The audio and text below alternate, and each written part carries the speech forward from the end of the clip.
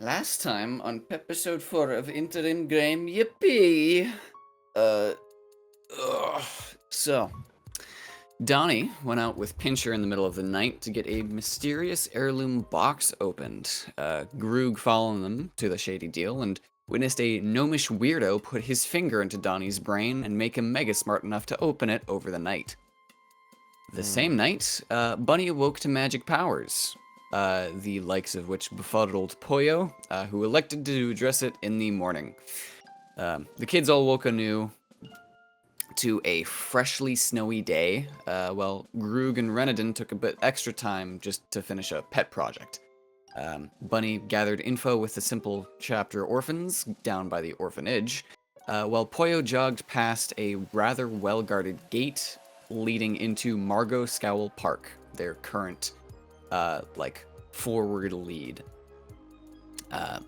With a infiltration route mentally planned, the newly named Faithless Four planned and hastily put together their somewhat rowdy break-in to the location of their target. One Lady Agatha Scowl. Bunny threw a firebomb into a constabulary window, while the boys scrambled up a ladder and caught her just in time before the ever-paranoid Constable Roderick Codman managed to catch on to their involvement. They slunk through Margot Scowl Park before eventually finding themselves at the ominous doorstep of... Doorstepped? What the fuck is up with me? I don't get it. Speak, man. Speak. I'm gonna be doing this for the next 3 hours. They nervously assembled and put on a brave face to ring the doorbell. And just as they did, they heard a foreign woman's voice from behind them say, "Ah, as you've taken the direct approach." Which is where we will start now. First, I'm going to have each of you, with just like a split moment, what is your reaction to someone saying that behind you? Bunny is hiding behind Groog and eyeing the new stranger suspiciously. Mhm. I'd like to make an insight roll. Is this person Absolutely. a monster? If you catch my drift. You can please make an insight roll. All of you would see in front of you is this sort of, she looks to be about 5'11", 5'10". She's wearing this large spiky armor, and the only reason you know that it's a she is because of her voice. Her helmet seems to have this, like, large set of ornate bat wings on either side, and she has a small silver brooch connected to a chain on her sort of general's coat that she wears both over and under her armor. It looks like almost an admiral or a soldier's uniform. And she sort of just waves to you as she says, "Hello, children. What did you roll for your insight?" When I said monster, I meant, is this a vampire? She's looking for the telltale signs of a vampire. Yes, roll me insight. 13. Given her appearance, she would almost strike you more as someone who would hunt monsters than someone who is a monster. You can't really tell. She's very heavily armored. She also, seeing you sort of peek around from Poyo. Oh, Groog. Yeah. She would also make an insight.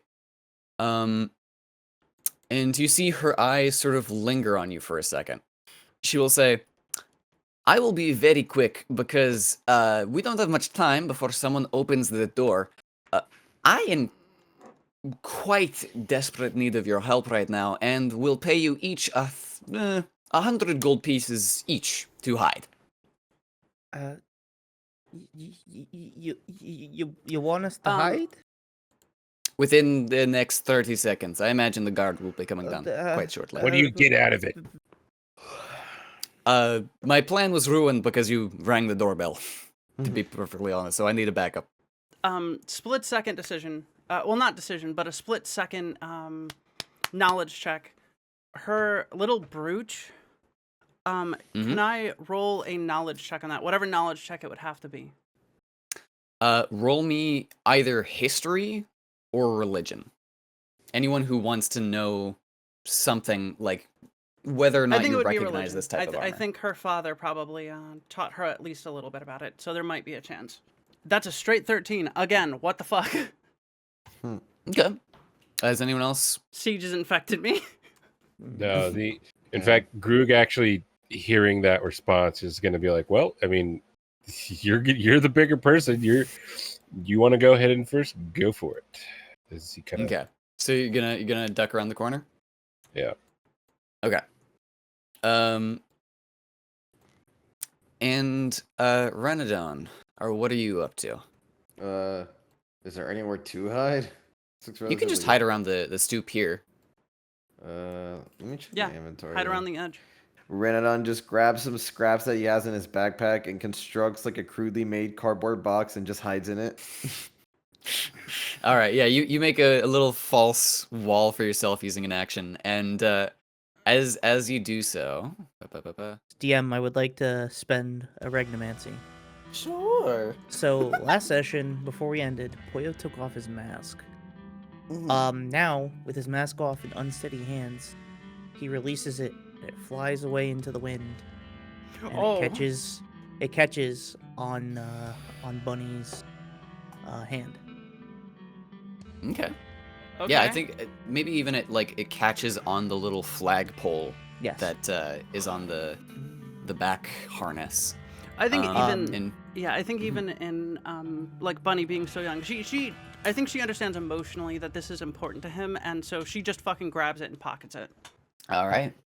In that case, as you sort of put stuff away and you'll hide beside the thing, you hear fucking footsteps from behind the door, and she says, "Thank you very kindly. I will be only a moment." What about my knowledge check? Oh yes, with a 13, you would recognize that the silver little thing, it looks very similar to a brooch that your father had. And you know, since your father was a silver shepherd, it might have been something related to that. However, it looks different. Instead of some moon with a series of eyes and claws in it, it almost looks more like a sword through a moon and a little like crown. And I think that's what you'd I think you'd see it as same but different. That informs her her future actions pretty heavily. Let's continue. You hear doom doom. You see this tall looking gentleman. He's dressed sort of similarly to the people who you saw inside the warehouse, in fact. Could you all give me quick stealth checks? I get advantage. I take so many disadvantage. people around. I will say I will give you advantage if you don't have it, or if you have disadvantage at regular, just because you prepared a hiding action. Okay. And she's definitely the So- forefront of his stuff as well. So I get advantage?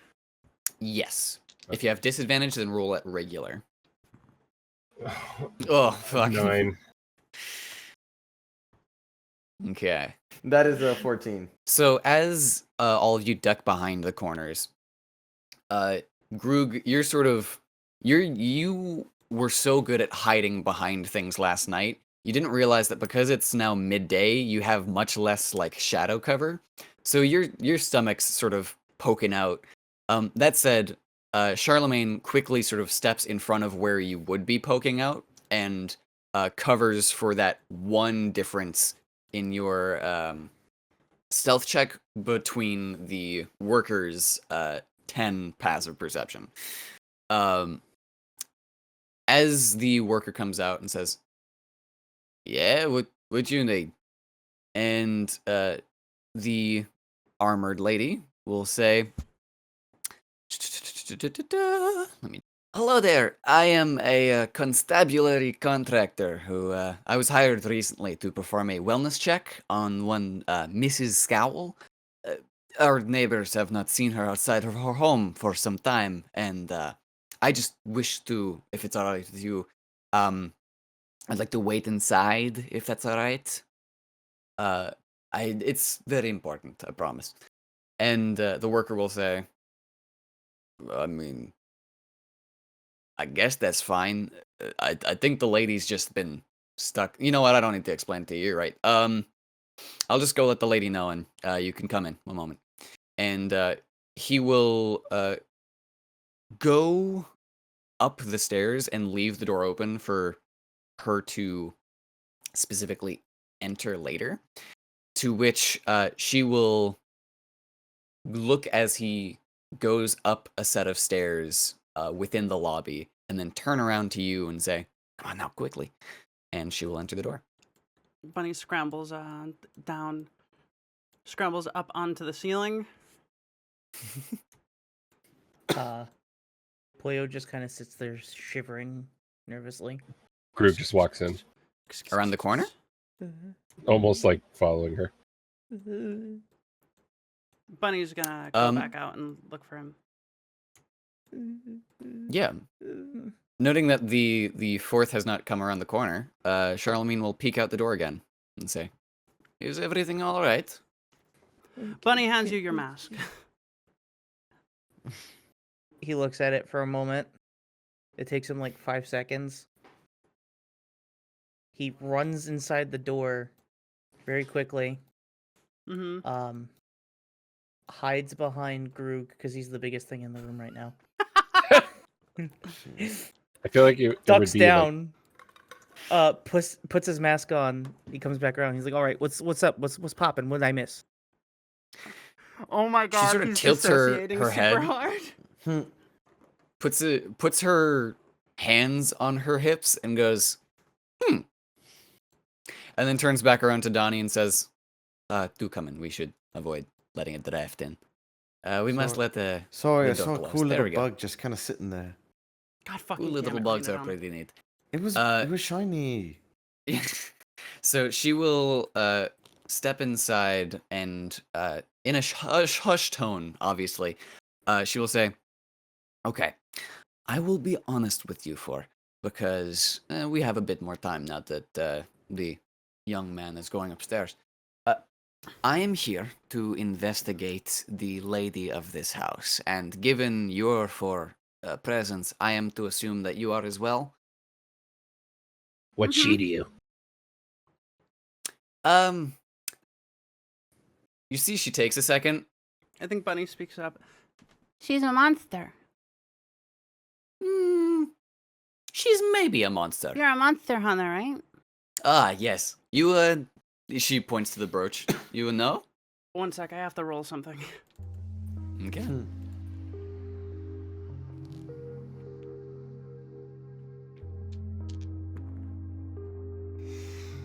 Oh, she fails. Okay, against her better judgment, I think Bunny's gonna hop down from the ceiling, walk around so nobody else can see, and I spend a regnomancy to reveal too much. She pulls something, she pulls something out from under her cloak that none of you can actually see behind the silver knight. And she pulls it out with a wince of pain and shows her the silver brooch of her father's, the insignia of the Silver Shepherds on it. I see. You see her. I'm not a monster. I'm not the same organization as you, but I hunt blood blighted. And she will raise her helmet a little bit and flash her fangs. Bunny's legitimately just stunned. She puts her helmet back down and says, "You should concern yourself more about your teeth showing." Bunny doesn't know how to respond to that. Do they know? She'll like point behind her to the others. She cocks her head, and I think she's just gonna do what she says and pull the scarf up over her fangs, and then skitter back. She has a lot to think about as a 4-year-old now. Looks back. Precocious. Well, as the young one said, I am a hunter of monsters. I believe the lady here is one such. But the thing is about monsters, sometimes we have to live with them, and if they're mean, that's when we have to hunt them. This lady, we think, has been a monster that I hunt for a long time. However, some bad things have been happening, and we think she might have done them. And all of you are free to make an insight as she says that. Okie dokie time. Natural Sure. 20. I got an 8. Okay.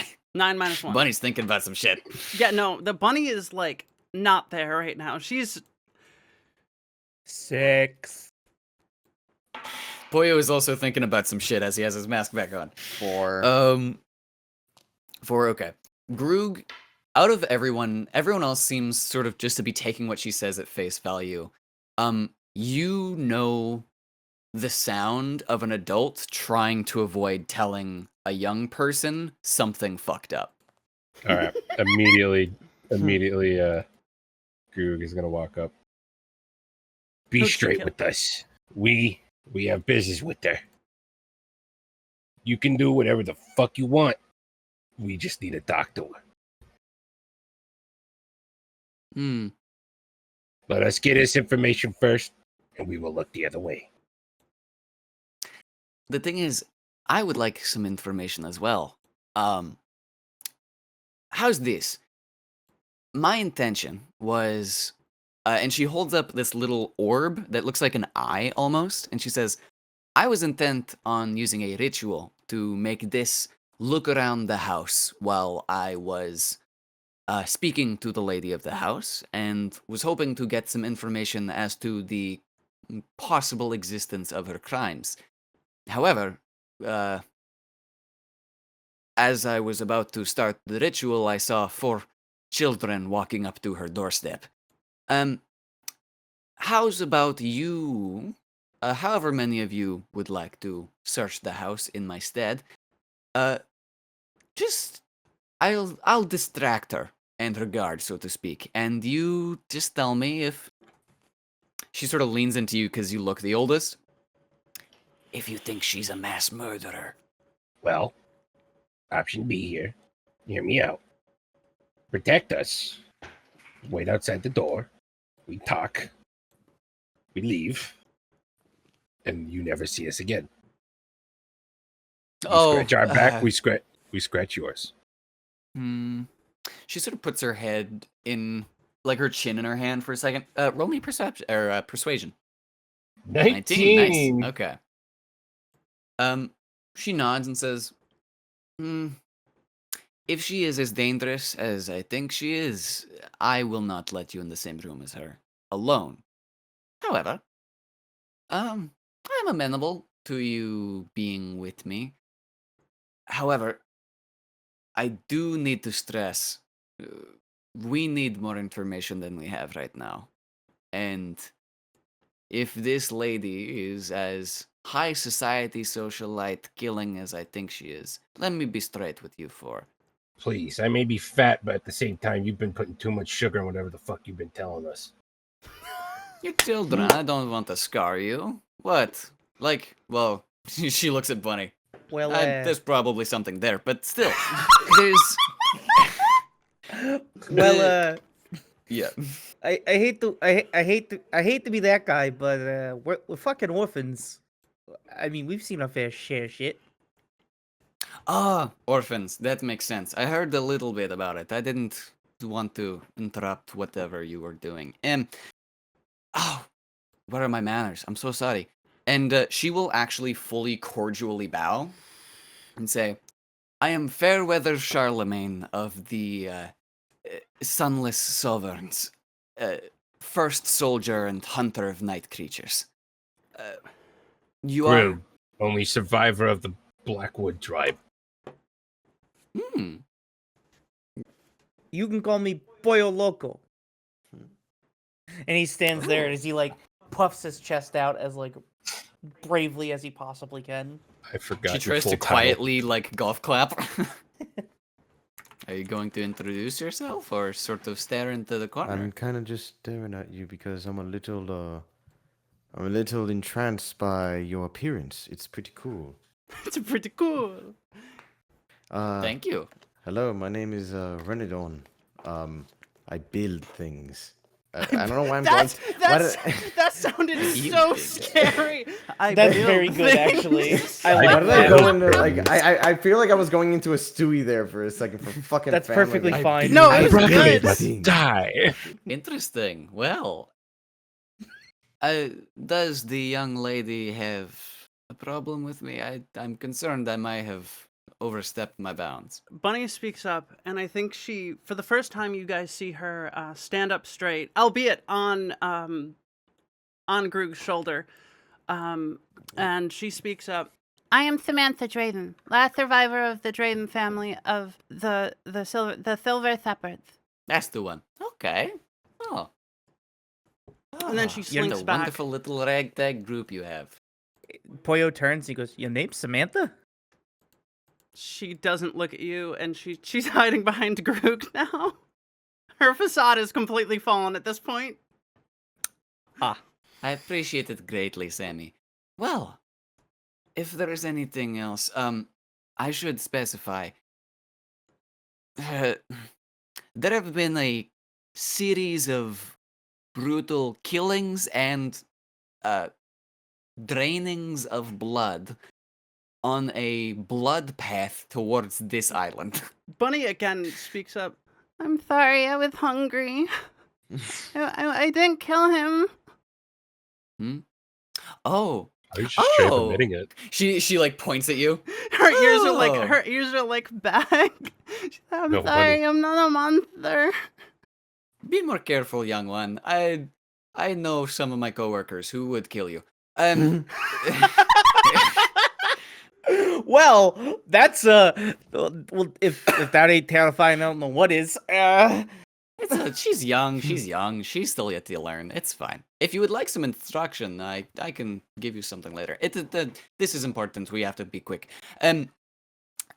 We believe that someone has been collecting blood for some ritual or stockpile. We're not sure, and we're hard pressed to find a vampire with as much wealth and also connections to perpetrate such a long-standing crime. We believe because the direction has been along the coast towards this island that the current perpetrator is somewhere on this island, but we have no proof to speak of. And the moment we hear of a high society vampire, she sort of like just motions around the giant, like macabre red and black house. We are inclined to want to investigate. Could I ask, who amongst you do you feel confident in having this conversation with me? I need at least one of you to help with looking around. I think I have the highest charisma of the group. Yeah, I don't talk. I do. I think Bunny's gonna jump down and then try and climb on her spikes onto her shoulder. Well, I'm not. I'm They not much sting of a little bit. It's superficial, but she's used to it. Mm-hmm. That's Not much- fucked up now that I think about it. Jeez. I'm not much of a talker, but I'm pretty fast. Okay. So, you, Grug, and Pollo El Loco, you two sweep the house, see if you see anything. If something bad is found, make a large crashing sound. All right? I can do you one better. He just kind of points at his like, I forget what it's called. The freaking like the gullet that mhm. roosters have. He just points to that, and he takes a deep breath. Oh, do not do it now. That would be entirely wasting the stealth that you did earlier. Oh, absolutely.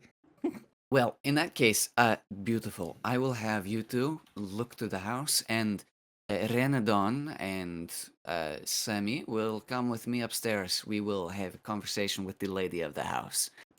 Thank you very kindly. I am in deep debt. Now, you should hide before the man comes back, because I am concerned a little bit that he will catch you. Groog, you see a large foyer and living room. Poyo, you see the sort of common room of a servant's quarters. Well, well, well. If it isn't my worst enemy, books. I imagine you'd probably be closing the door behind you as you heard footsteps yes, coming yes, down the stairs, yes. right? Yeah, Okay. I think Goog already closed his door.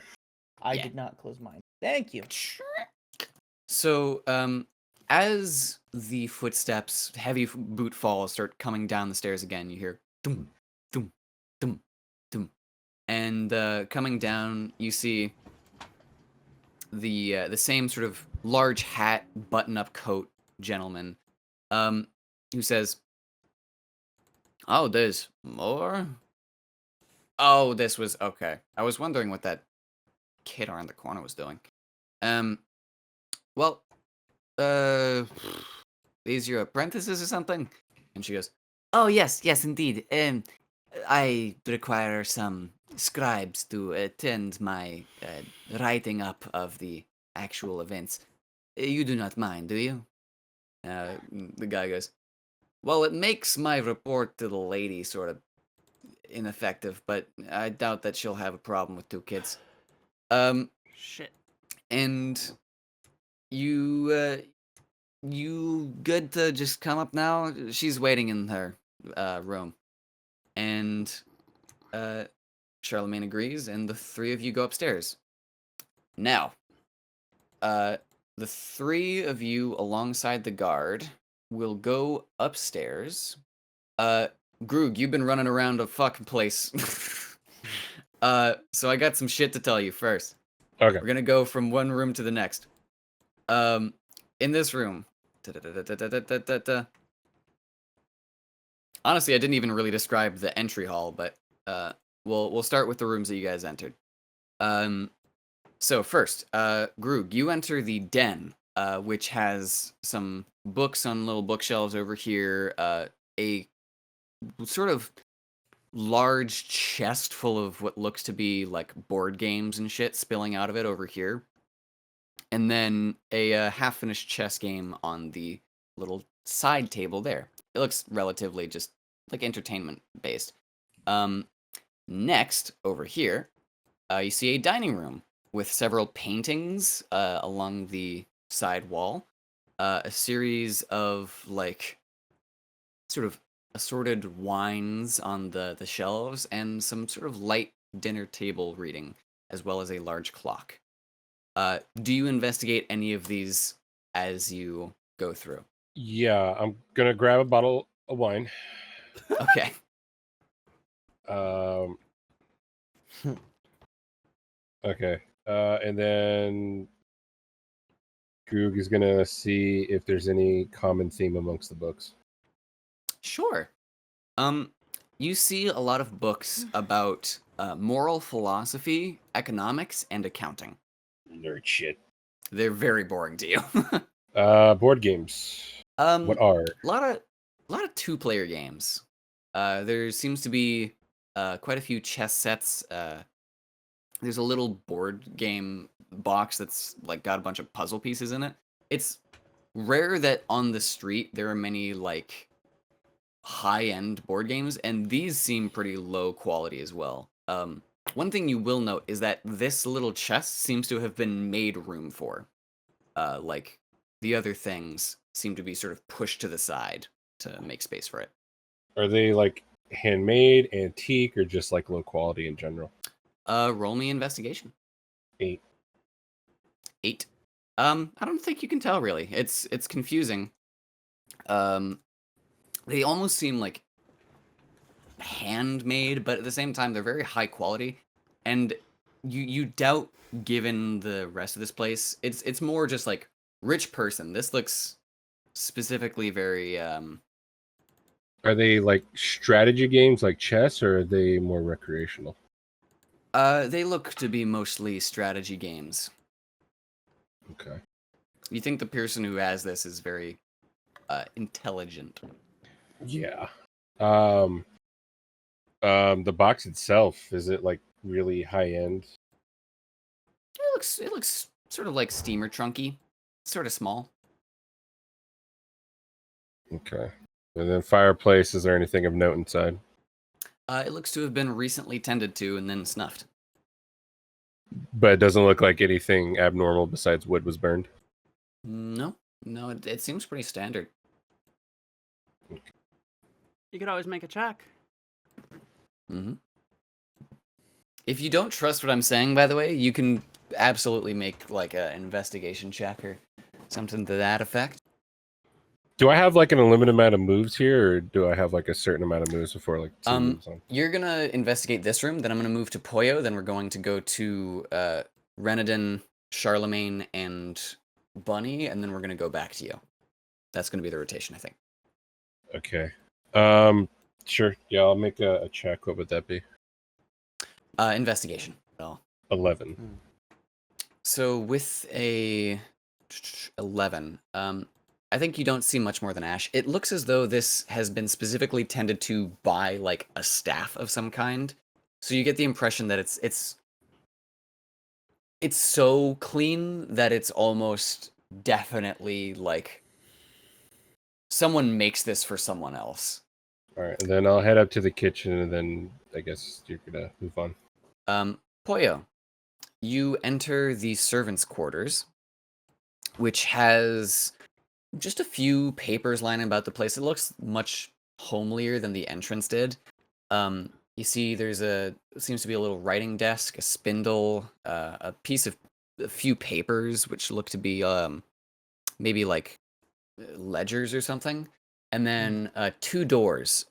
One seems to be ornately placarded with a name that says Ariamel, and to this one it says Georges and Jala.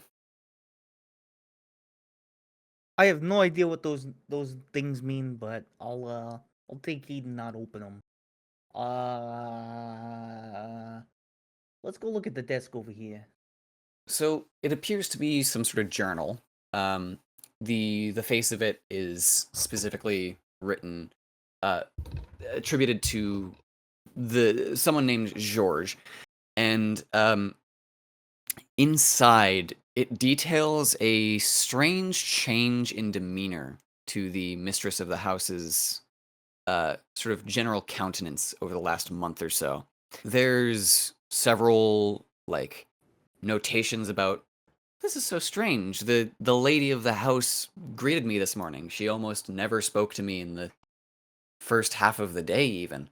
Other little components about how deliveries are going well. There's a little list that seems to be charities to donate to, and a few of them are like crossed out for little reasons like offshore or hard to get working with accounting. It seems as though this person has been busy, but also seems generally happier with the recent events.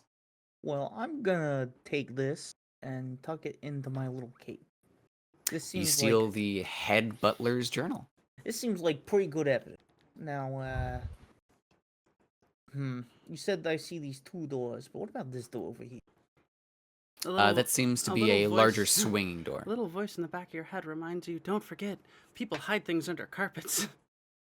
Yeah, let's check under the carpet. Here's a little note that says, Ariamel, while I do appreciate your enthusiasm, please stop putting rocks under the rugs to hide them. That's pretty funny, actually. He just kind of looks at the note and then tries to feel like the carpet to see if there's like actual like rocks under the carpet at all. There are some scratch marks from what look to be like rocks that had once been there. Does she hire fucking idiots?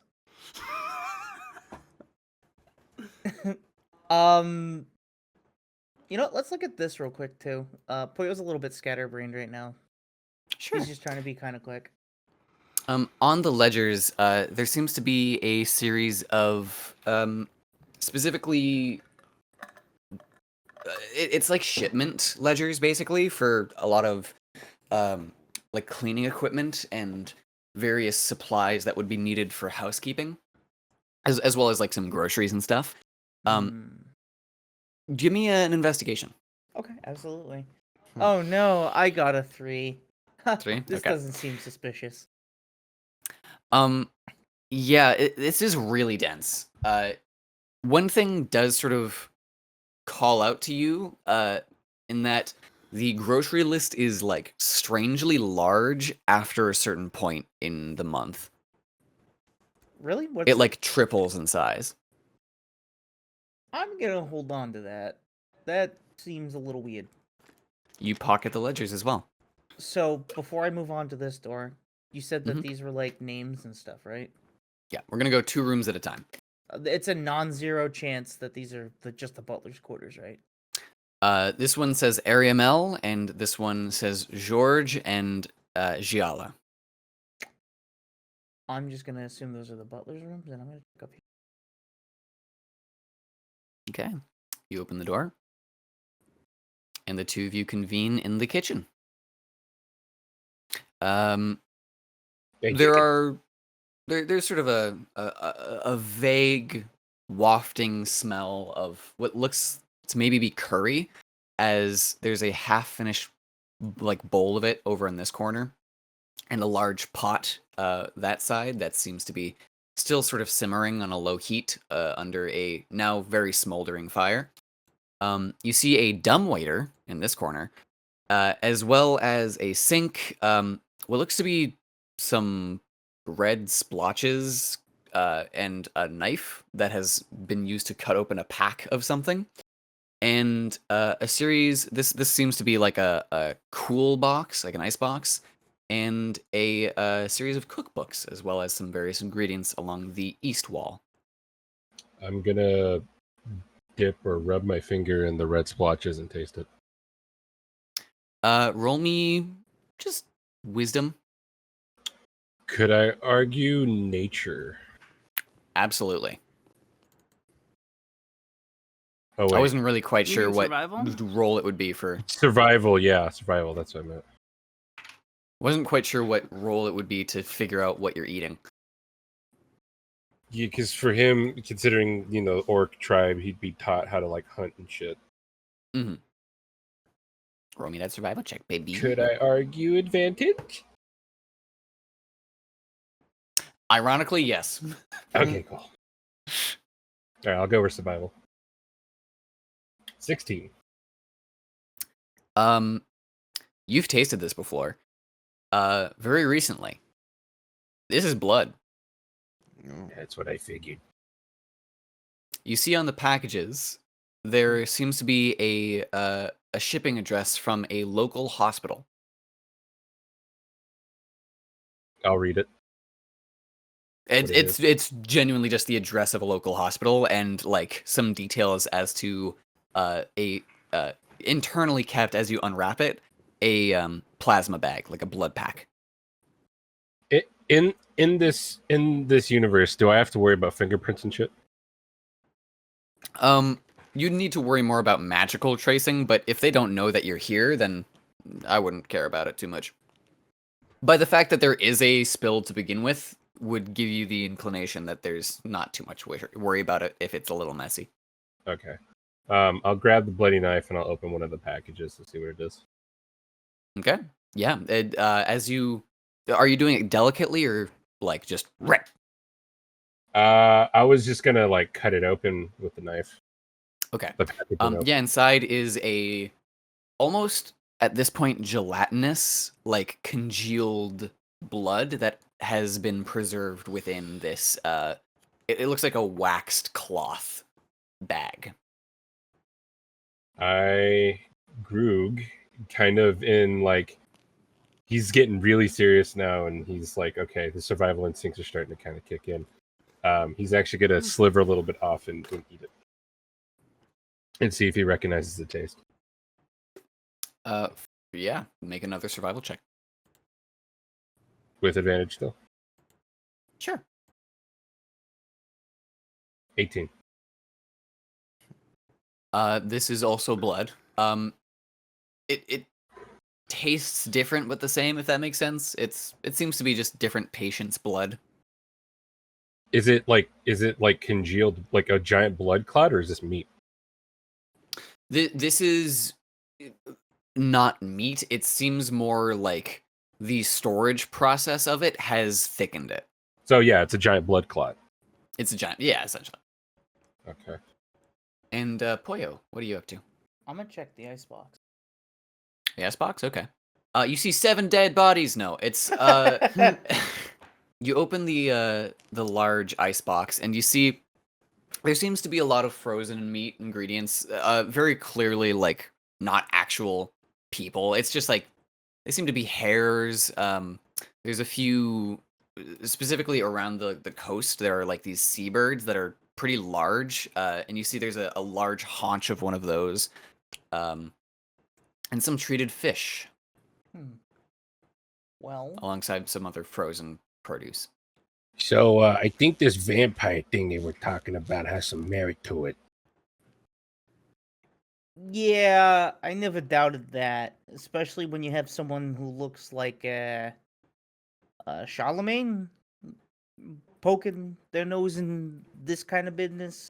I feel like if she's poking her nose around somewhere, it probably has to be true.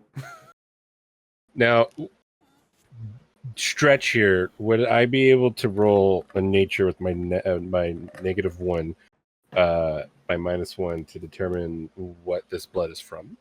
If you roll above a 19 or a 19, I'll say yeah. Fuck. Yeah, it's Yeah, blood. no. This Six. is blood. Yeah. You're not a particularly recreational There's a blood sausage carpet. eater. There's You know a what, carpet. Poyo, you know what? Poyo has already lifted one carpet up. What's one more? Let's see if there's any rocks under here.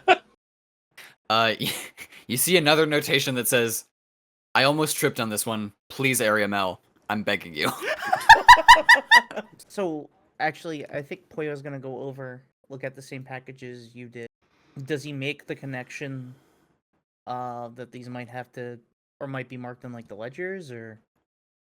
You look through the ledgers again, and now that you know the name, you immediately realize that you had glossed over it and just the dense thickness of it. There appears to have been 1 or 2 shipments within the last week of, blood specifically purchased under transfusion, quote unquote, within the ledger. Geez, she's been getting these on order. That's fucking weird, man.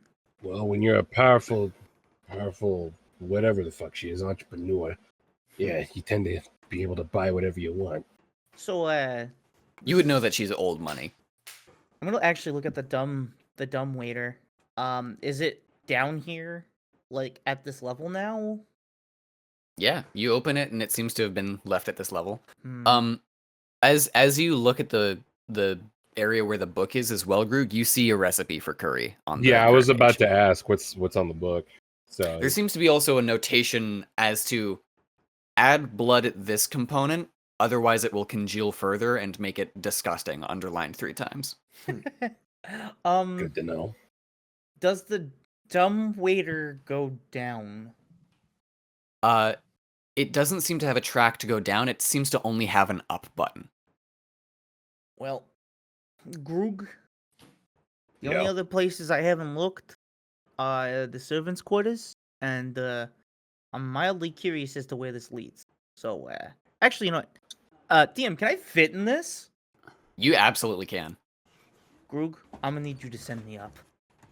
Okay, one second. Is there anything in here that would suggest like what they were preparing, or maybe where this blood could have probably trailed off to by accident? Roll me investigation. The DC will be low. Is You know- this advantage? Can I actually No. provide? Can I provide You're not the a help CSI action? investigator. You can provide the help action, yes. I will provide Groog help action. You needed it. Oh That- God, you're gonna need it. That's a does he 2. 9? That doesn't help. 9. The DC was genuinely 6. Oh.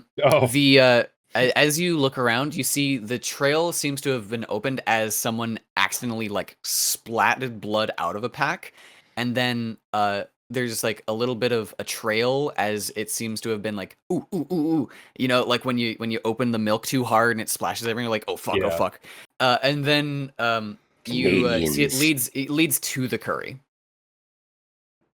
Oh. Yeah, that makes sense. All right. I open the lid. It seems to still be simmering. I will taste it. It tastes like curry. There's a slight metallic tang to it, though. And there's no effects from the blood or anything. It's just purely just. You don't taste feel additive. yourself going crazy banana pants blood berserk, no. All right. I'm gonna grab a piece of jerky Okay. and I'm gonna shred it up and I'm gonna drop it into the pot Oh no. and stir it. Roll me Arcana.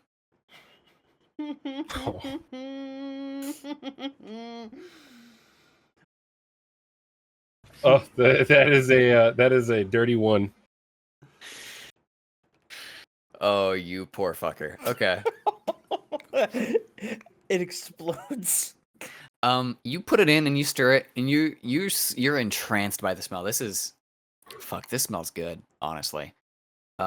Like something about the salted meat seems to really have activated a lot of the latent flavors as this has been simmering for maybe Oh, like God. 30 minutes. Pollo, from behind you, you hear a faint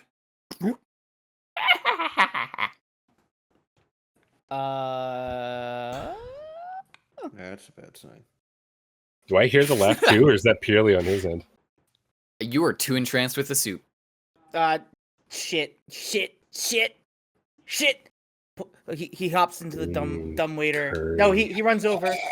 He runs over. He smacks Groog on the face real quick. Smack! Groog! Groog. You gotta set me up. You gotta set me up. I heard something. I think they might be onto us. All right, I'll put the lid back on the pot. You just put the jerky in and then leave it there? Yeah. All right. You close the door, hit the button up, and as you hold it, Pollo, you feel yourself lift. And then May have we been a will mistake. cut. We will, as Pollo, you come to this door. Now, we're gonna cut away from you and go over to Bunny, Donnie, and Charlemagne. As you head upstairs, you see the guard leads you up and then takes you to this specific sort of entranceway. This hall, even if you've walked past the other ones, it seems almost like colder and taller. The lights, even though they're the same like fixtures as below, are like dimmer and cast shadows on the hall around the corners. You see over here, one of the workers is just casually enjoying a bowl of the curry.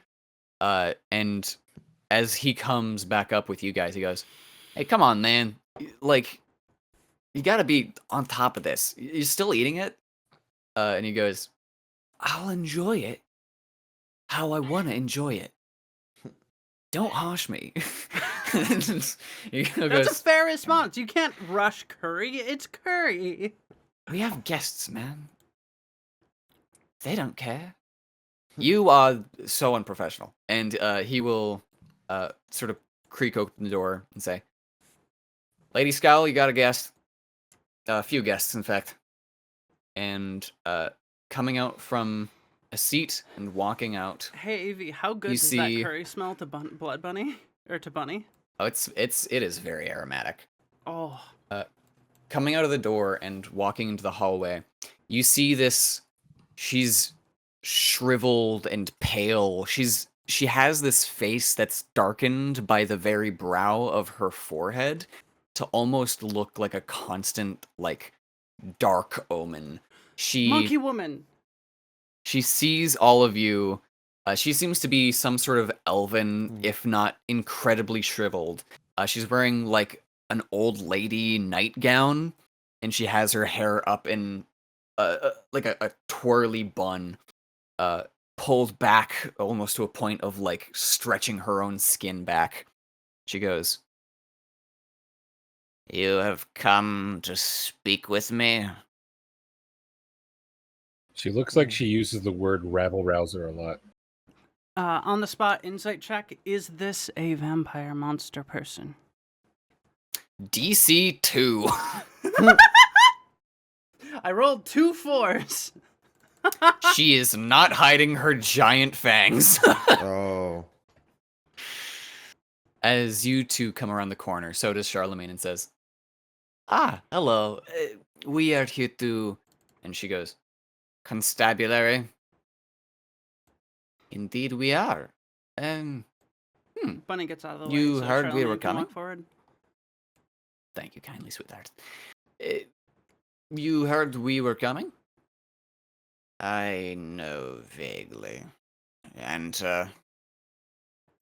she will walk into the master bedroom waiting for you to follow her. She will also peek out the door and say, "You two, stay outside. If you hear a noise, don't come running. I'll be dead before long anyway." Yeah, there we go. Charlemagne will say, "You don't think so poorly of myself, do you?" She goes, "Nah." Closing the door behind you guys, the master bedroom is... the rounded roof evokes this aura of like a crypt on the hill. It's a single chandelier bathing the room in an eerie glow you could nearly refer to as dusk-like. The shadows behind fixtures and furniture, a large suspended bookshelf of surely dense and complicated literature frames the whole living quarters as barely that, just more like remaining quarters. It tells you that given the thin layer of dust, that even as the lady of the house walks through, she like traces off of the chair she was just sitting in, leading to almost believe that this room hasn't been used for a bit now. And she will sort of sit with her back against the chair and have her hands crossed across her stomach. While she does that, Bunny's gonna like elbow Reinadon in the side and like mime writing. He's supposed to be a scribe. Yeah, okay. It just pulls out my fucking magical notebook, my handy dandy notebook. Charlemagne says, "Yes, very good. Reinadon, if you could specify anything that is, pertaining." And she will sit over to the chest opposite side of it, and say, "So, you are Miss Scowl, yes?" She will respond with, "Indeed, I am Lady Agatha Scowl of the Scowl Estate. Last of my line." And Charlemagne says, "And indeed, I do ask, you seem rather perturbed right now. Are you feeling all right?" "No, I apologize. It's been a long night, and I recently received some rather dire news.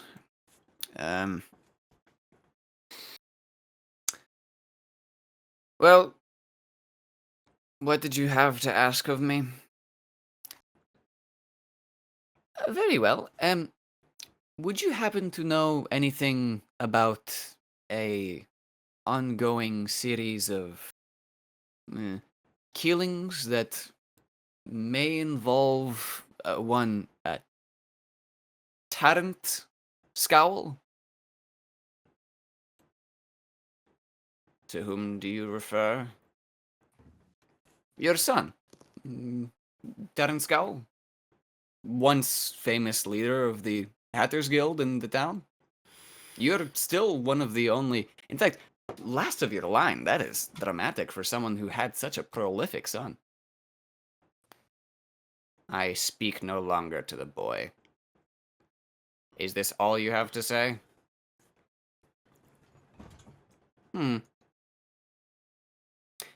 You two are free to pipe in at any point as well. But if you'd like to make any checks, any rolls. Yeah, when she says I speak no longer to the boy, I'm gonna, Bunny's gonna insight that. Because in Bunny's mind, like, what little time she spent with her father, her only, like, experience with a parent is they love their children unconditionally. And so she's like, wait, that can't be right. So she's definitely gonna insight that. Absolutely. Roll me that insight. 15. 16 minus 1. 16 minus 1. All right. Looking at the lady, she seems like she has years and years of bitter indifference plastered onto her face like glue after a long like makeup session. She says that with an unexpected unguardedness, almost to express like a finality in that, which you would assume is somewhat genuine. This throws Bunny for a loop, like, legitimately, and I think she speaks sort of out of turn in her quote-unquote apprentice ship, and she's like, But don't parents love their children? Mrs. Scowl, mean Mrs. Scowl, someone who you've heard countless stories about, being super mean, kicking dogs, being evil. She looks over to you with deep sadness, says, "One should. Have you else to ask, child?" Oh, I'm sorry. She pauses for a moment.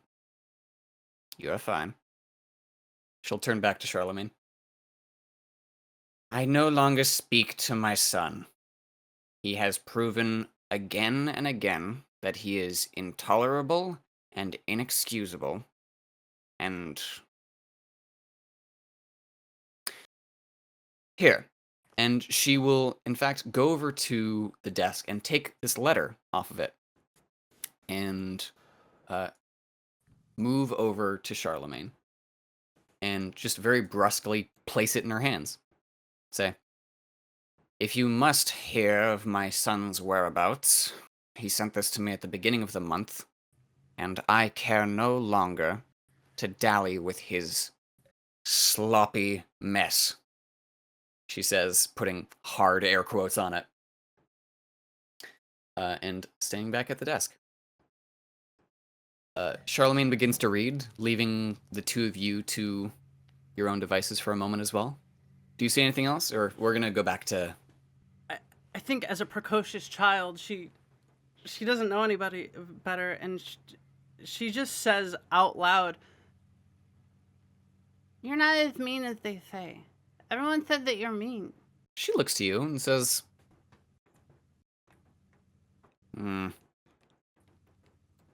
"Maybe that was my own fault." She sort of rests back and sits in the chair, not looking to any of you anymore, and just sits down, takes a bowl of her curry with a slight red tinge to it, and starts eating, waiting for Charlemagne to finish. Pollo, Groog. Well, first, Groog, you're on the bottom floor. What are you gonna do once you send? I was gonna Pollo say, up? like, as fat as I am, can I even fit in it? Well, currently it's like all the way up because Pollo's in it, but you do think you could fit into it, if not maybe with a bit of a struggle. All right. I'm probably just gonna try to catch up. I'll go through the other rooms real quick. Oh, I was just gonna send it back down after getting out. Yeah, I'll probably go up and. As you walk out the main entrance door again, roll me a quick perception check. 14. You see over here, sort of out of place on the coat rack, is this large, baggy, very well-made coat that you could swear it's almost like about the size for two people. You think you could probably use this as a disguise if you had Bunny on your shoulders. Ooh. How would I get it out of here though without anyone? You think you could fold noticing? it up and just put it in your bag if you want. Oh, right. Okay. Then yeah, I'll go ahead and I'll take it. All right. In your inventory is now the magic item, the cloak of the trustworthy adult. That's fucking dumb. It's like two kids in a trench coat from Exactly. It's A great. burly, bulky coat which obscures your figure from a passing glance. A humanoid wearing this coat is allowed to mount another willing creature of medium size or smaller, as long as said creature has a minimum strength of 10. If the creature's strength scores below this minimum, the movement is impeded. Once the wearer is on the shoulders of the mount, the wearer gains advantage towards charisma checks relating to clearly being a trustworthy adult. So does that mean she has to be on my shoulders, or can it work with my harness? She's got mimic too. She can just mimic. You could genuinely sit voice. on Poyo's shoulders and wear this coat if you wanted. Also, the flavor text is, "Do you have a friendly automobile? One that talks? I'm ready to buy right now." Oh my I don't God, trust like that. BoJack Horseman. I don't trust like that. All right. All right. And you head guess- upstairs. Yeah. Poyo, you Yeah. come out into what seems to be a painting room. Oh boy, I'm excited. Um, I don't know if you could see what I could see, but I see something in the corner of my eye, and I'm trying not to panic. It's Oh, ketchup. boy. It's ketchup. it's just So ketchup. I think because Poyo being the guy that he is, I'm first after opening the dumbwaiter. I want to say, Mhm. can I roll a Does he smell this? Please roll investigation or perception. It smells like paint in here. Huh. Very strongly of paint. Is this like her art room or something? Man. I will weird. also say, you can ask for descriptions of every painting in this room. If you don't mind, can I get a description of the big one he's looking at? Okay. It seems to be a very old painting depicting a mountainous flower field from looks to be Nelheim. It is labeled the home of these 30 minutes. 13 minutes, I should say. I'm gonna walk into the studio a little more. Groog, as you walk in, you see Poyo coming out of the dumbwaiter and looking at a painting. Hey. Hey, let's go take a look over here. It appears to be a large, just canvas. There's a bit of spilled red paint, and a small little easel. The painting that's on it is, let's see here. It is a beautiful cliffside view of the city from the perspective of the lighthouse on the sort of western coast. It is half finished. This piece right here, which does catch your eye as you come around the corner specifically, is a wall piece depicting the nightmare plane, with a swath of dark smoke-like fog choking a forest of flaming birch trees, and several contorted bestial shapes barely within, their eyes staring back at you. Well, I pity anyone who'd ever fucking stumble into there. Looks into the camera, Smiles. smiles. Yes. It seems to be mostly just a lot of art supplies, paintings, rolled up paintings. There's a carpet. I was actually about to say, I'll go to the nearest corner and just lift it. You see a bunch of scratches and a tiny pebble.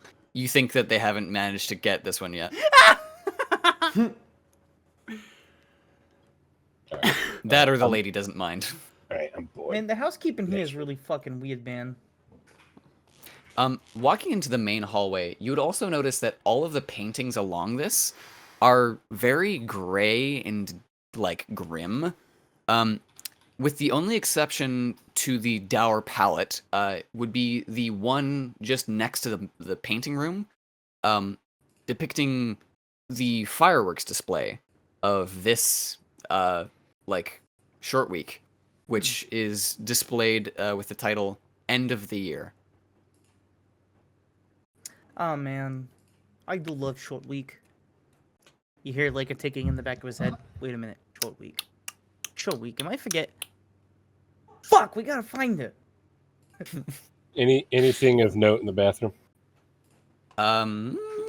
Standard toiletries. It seems evident that several like accoutrements are on this shelf.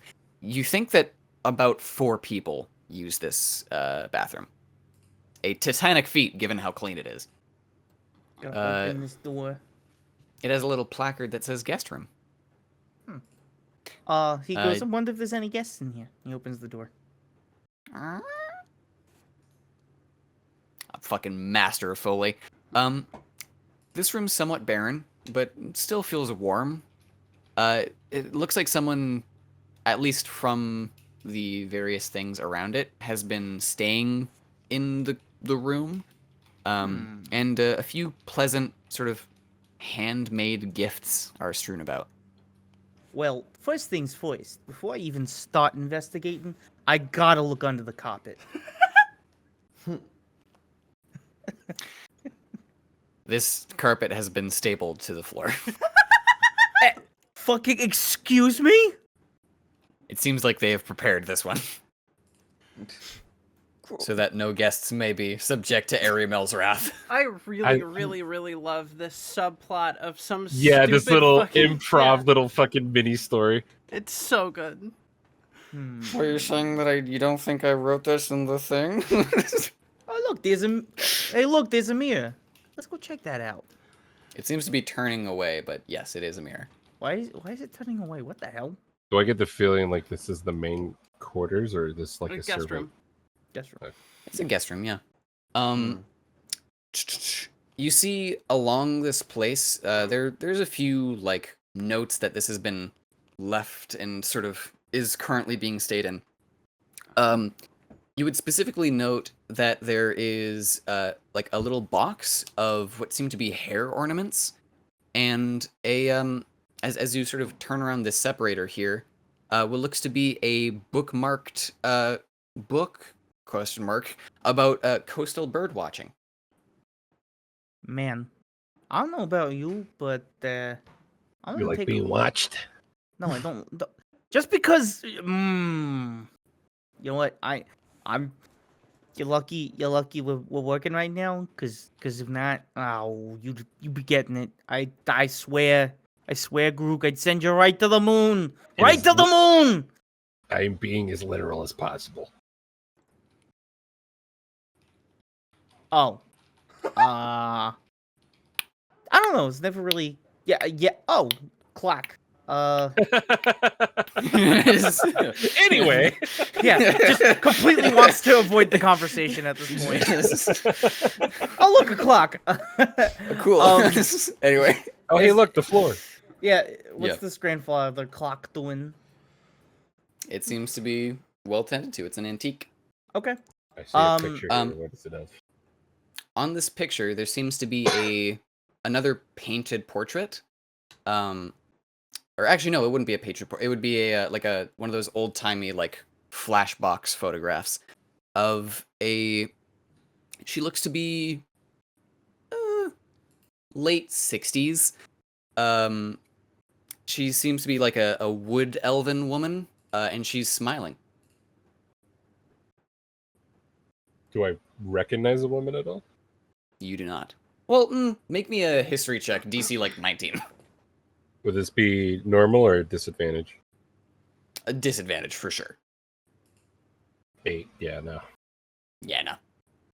She seems nice. She looks nice.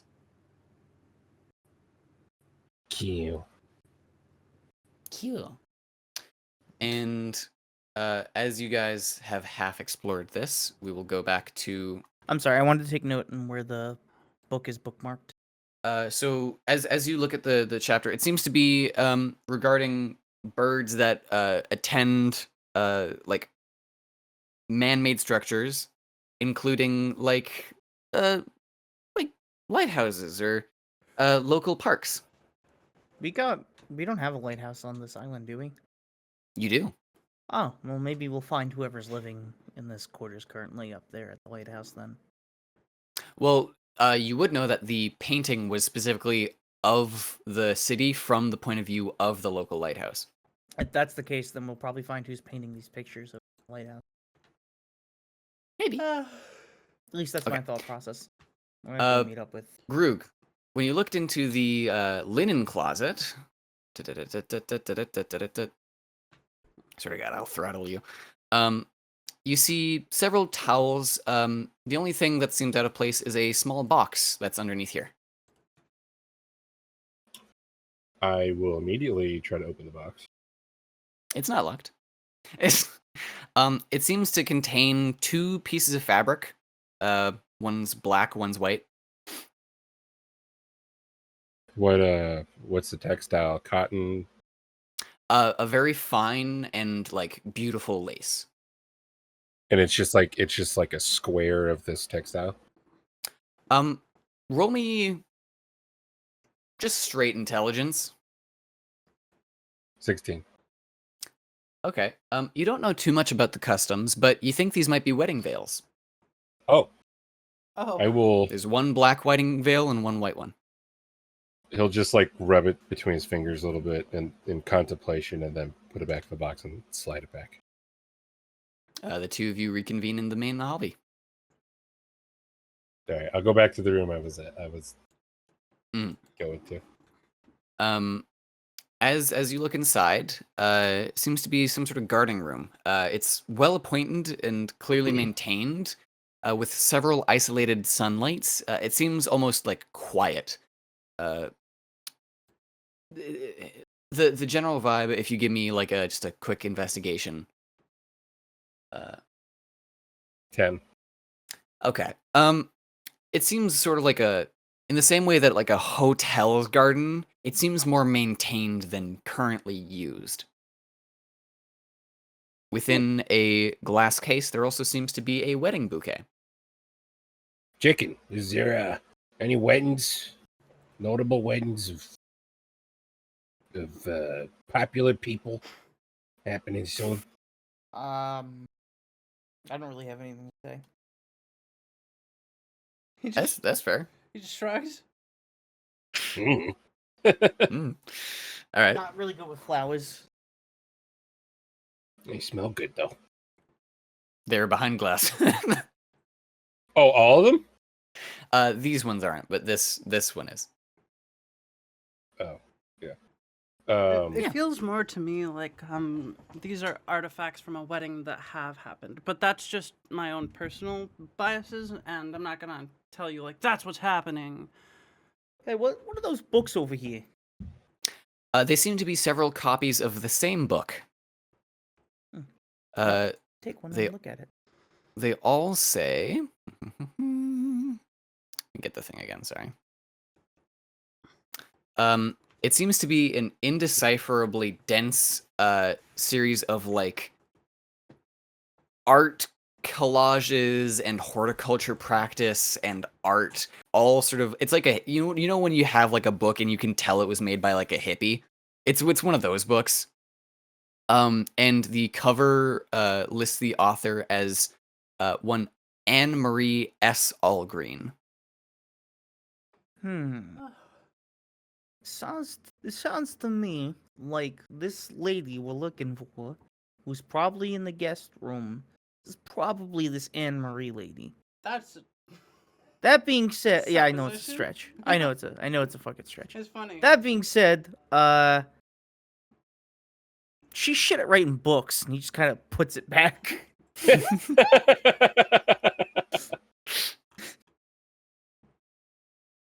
All the pictures are in black and white. Is there a rose in here? Yes, there is several roses. There's I would white, like- black, and red. That's the word. I will take a red rose, singular rose, with like a 3-inch stem. Absolutely. Yeah, it seems well maintained. You see also a small pair of boots that seem to have like recently trodden on like several like patches of loose dirt on the wood floor.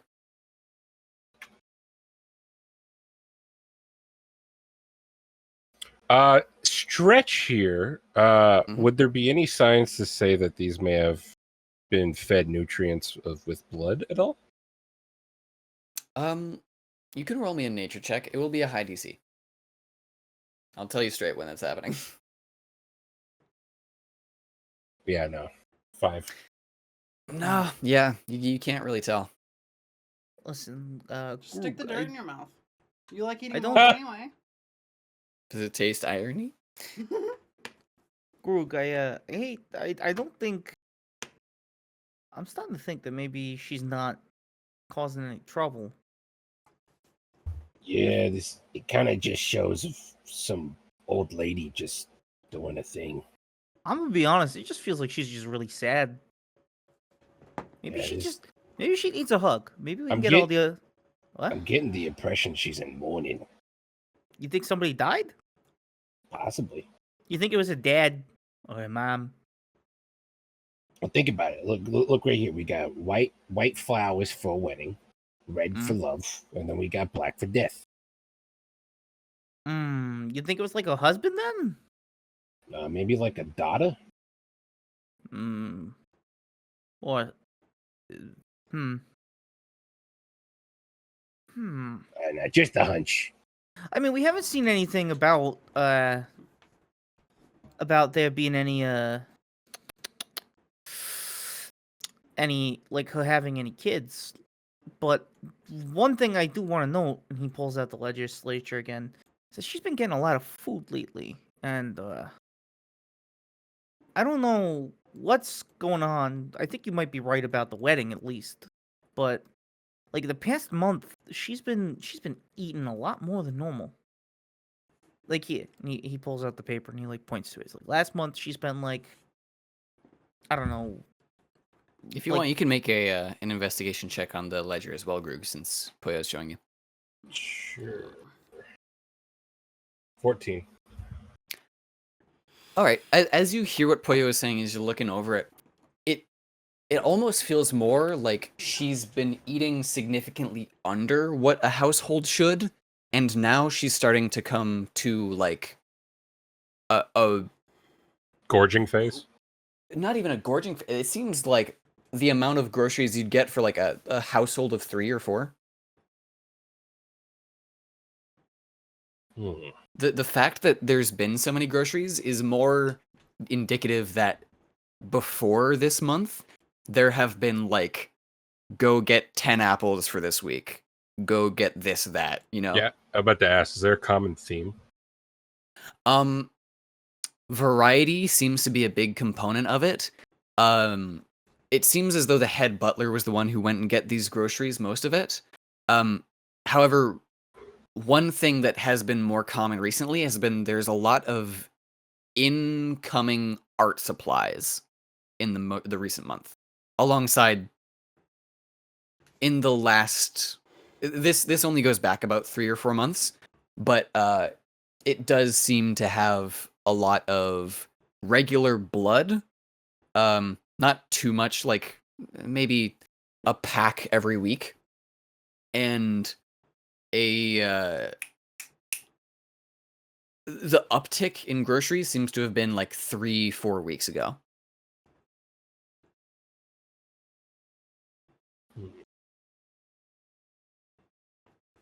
Can I roll an me as a player is having a hard time putting this together. Would it be possible to roll an insight for anything? Absolutely.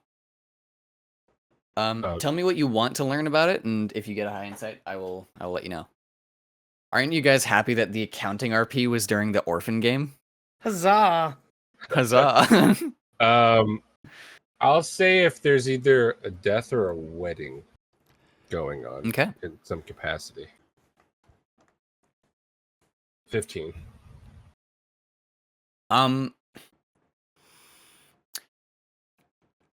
The thing that you can infer from this ledger is someone has not eaten for a long time, and then something happened, and they started cooking for a family.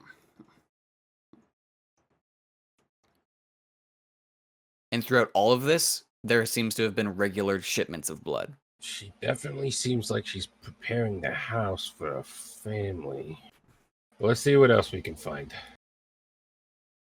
That's actually the one thing we didn't check. Servants' quarters. Maybe we should do that real quick. Actually, no, there's a door over here. I am very scared to be opening doors on the second floor that are by the staircase. You feel like the staircase might be a little far away. You doubt that you're gonna be. You might want to open with a stealth check if you don't want to scream, but Oh, not scared as in like what's inside. Scared that they're gonna like walk into like the guys talking. I see. Yeah. And which the of the ladies two doors talking. are you opening? We could just open. Yeah, but say, can I like peek somehow? You can absolutely peek. Is there a keyhole, or do I have to like creak it open? You peek. You see this. Oh, okay. All right, yeah, good to go. And Poyo, you opening this door? Yeah, I'm just gonna open the door. Okay. You see a laundry room. And Groog, you see a Ooh. study. Yeah. Let me Alright. go through this first. You see several books, and these look to be like the main accounting of the house. A large grand piano sits at the entrance, almost as though someone is like set up to play as someone else is looking at their papers, which is some rich people shit if you've ever seen it. You see specifically on the desk here seems to be a series of agendas. All right. On my way to the desk, I'll like walk by and like scan the book, see if there's another common theme by any chance. They seem to be tax documents, as well as a few books on like you know when you go to like a family member's place and you don't want to see like self-help books, but you do, and they're like something really specific, and you're like, oh, I know exactly about this person now. It's stuff like how to help yourself through mourning, how to work on the relationships between people, stuff like that. Is that morning one actually like there? Specifically right here, there is a book titled The Morning After. Huh. I like that name. Thank you.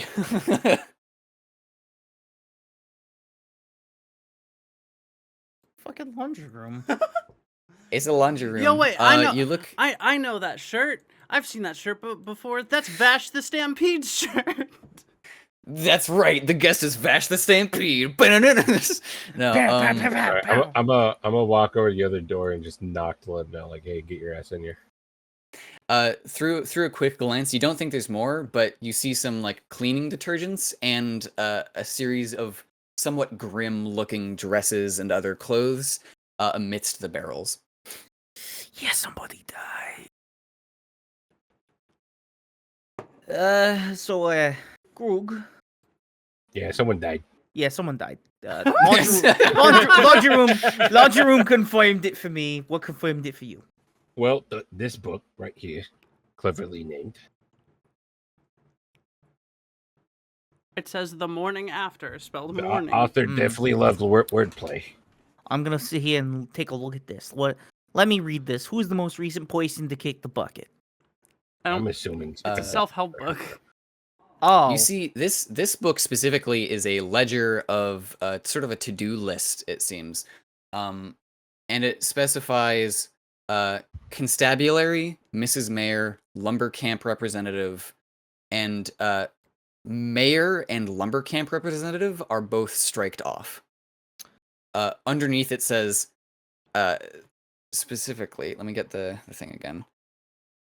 Ask George if he has other ideas for donations. Ooh.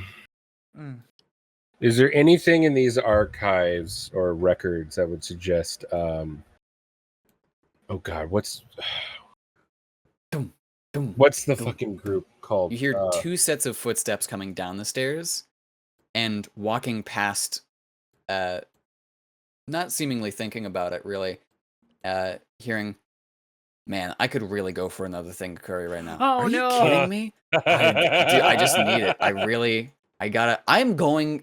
Don't. And you hear like physical struggling as 2 sets of footsteps go down the stairs. Oh no. Well, whatever you did to that curry, they're gonna find out like yesterday. Let's look in the trash. What did you want to look through in the? What are you trying to find in the ledgers particularly? What's a group of vampires called?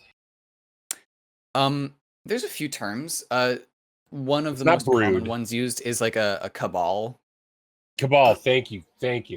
Is there anything in these records that would suggest Maybe like a a group or a cabal? masquerade. Oh my god. Fuck you. So wait, you're telling me that with all these freaking vampires running around here, there isn't any sludge boys? You're pulling my fucking leg, ain't you? No, there is no such sauce product. So looking through, make me that investigation. Who's gonna make the investigation, and who wants to give the help action, or do you want to both do separate rolls? You know, I'll investigate. Let me investigate. Okay. Roll at a normal and a 14. Do you want to give the help? Oh, okay. He's just Okay. better at finding things. That's fair. The two of you scour this room. You see several things. First, with a 17 investigation, your eyes actually go to this painting, which is what looks to be a family portrait. Which Poyo crawls onto the piano in interest, like a feral cat. You see a It painting. closes with a loud bang. Where is it? Oh,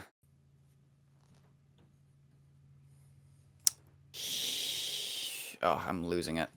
Okay, it is a portrait of a tall, sharp, sort of dark-looking young man with a large coat. Poyo, roll me history at advantage. Oh, history. I can do that. Probably. The history. Boy. Bam. That is a natural 20. All yeah, right. baby. I'm a smart boy. You see his glint in his eyes. It's a dark, almost like charismatic fire behind it. And you recognize it as the exact description that Bernard gave you of the leader of the Hatters Guild, Tarrant. They were the previous crime family in the city that you guys specifically drove out of the city and used their hideout as the attic now. For I believe it was exactly a year on the day that you ousted them from power. This guy used to lead the Hatters Guild. He has his hands on 2 shoulders. The first is someone who you would probably assume, given her bitter face, is Agatha Scowl. She looks somewhat younger. And on the other shoulder is Grug, the nice older elven woman who you saw on the painting, but significantly older. Oh. So you're telling me that the Hatters Guild is affiliated with Miss Scowl? Oh. The Hatters Guild. They were a group of dickheads. Yeah, that's the word. Group of dickheads who ran around causing a lot of crime and doing the bad. Us orphans chased them out of here like a year ago, and I don't know. We haven't seen them since, so I guess they may be disbanded. You know specifically that the Hound's Teeth caught the leader of the Hatters Guild and sent him to prison. Oh, we took the leader of the hounds. No shit. Let me restart. We took the leader that had his guild and put him in prison. Oh. But Bernard often recites to both of you the night where he, on an ice rink, beat this grown man senseless and then ran away without any of the constables finding him. Scentless? Not senseless. Senseless. Senseless. well, he's not gonna be smelling He with a beat broken the hell out of nose, him and you then know? he took his money. Oh yeah, Yeah. that's fair. You know, Bernard mentions it all the time, right? It's like his crowning achievement. He said he'll be a true orphan god at some point if he gets like, anointed or something. I don't fucking know. Orphan gods are weird. Point being, did he die in prison? Is that what I'm getting? I don't know. Well, I mean, if he died in prison, at least he's gone. He's a dickhead. But I mean,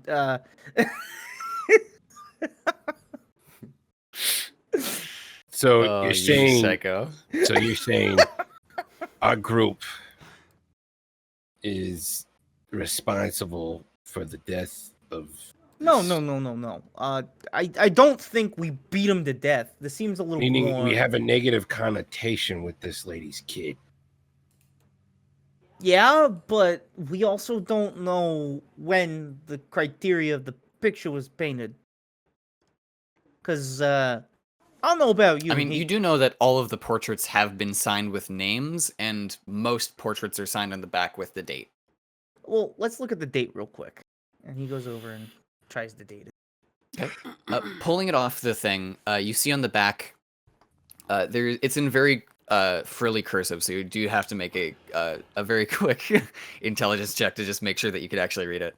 It's a DC 10. Okay. 6. Bunny. Unfortunately, it is too flowery. You cannot read it. Cursive is hard. Can you read this, Groog? And he just kind of shows it to him real quick. I mean, okay. What's reading? What's cursive? Yeah. Alright. Make me that intelligence. I get a -1, so that it just wasn't helping. 17. God damn. It was dated for specifically. Okay, no, yeah, it would be about 11 years ago. Oh, it's been over 11 years. We can't. Okay, so we didn't have anything to do with it. Yeah, thank God, right? Like, could you imagine? He puts it back. And then that was just what you got for having a 17.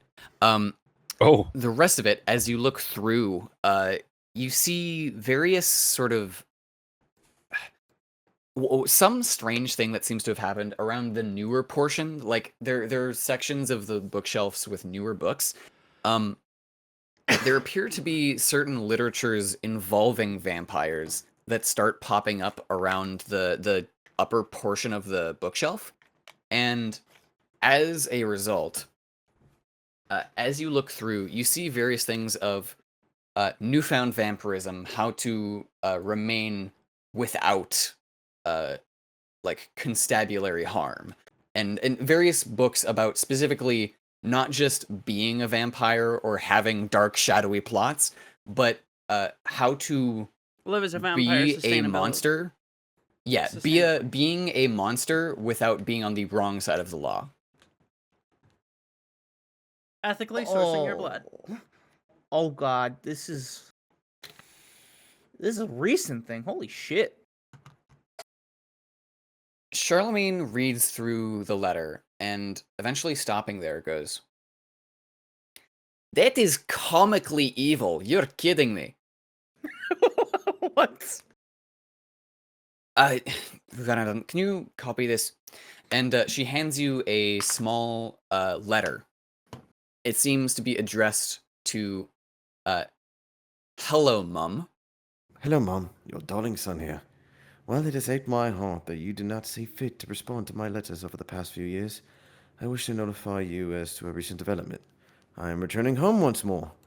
While pursuing the paper provided to me within my confines, I found a notation. What does confine mean? It is like a place that is confining, like a Yeah, that doesn't trappy. help. It's a down. Like yeah. Oh. Oh, it's like a jail. Okay. So wait, he's in jail?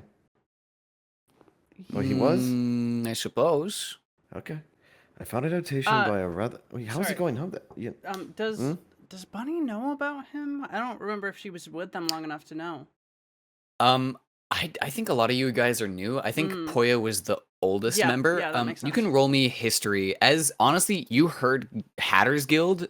Both of you roll me history. At advantage.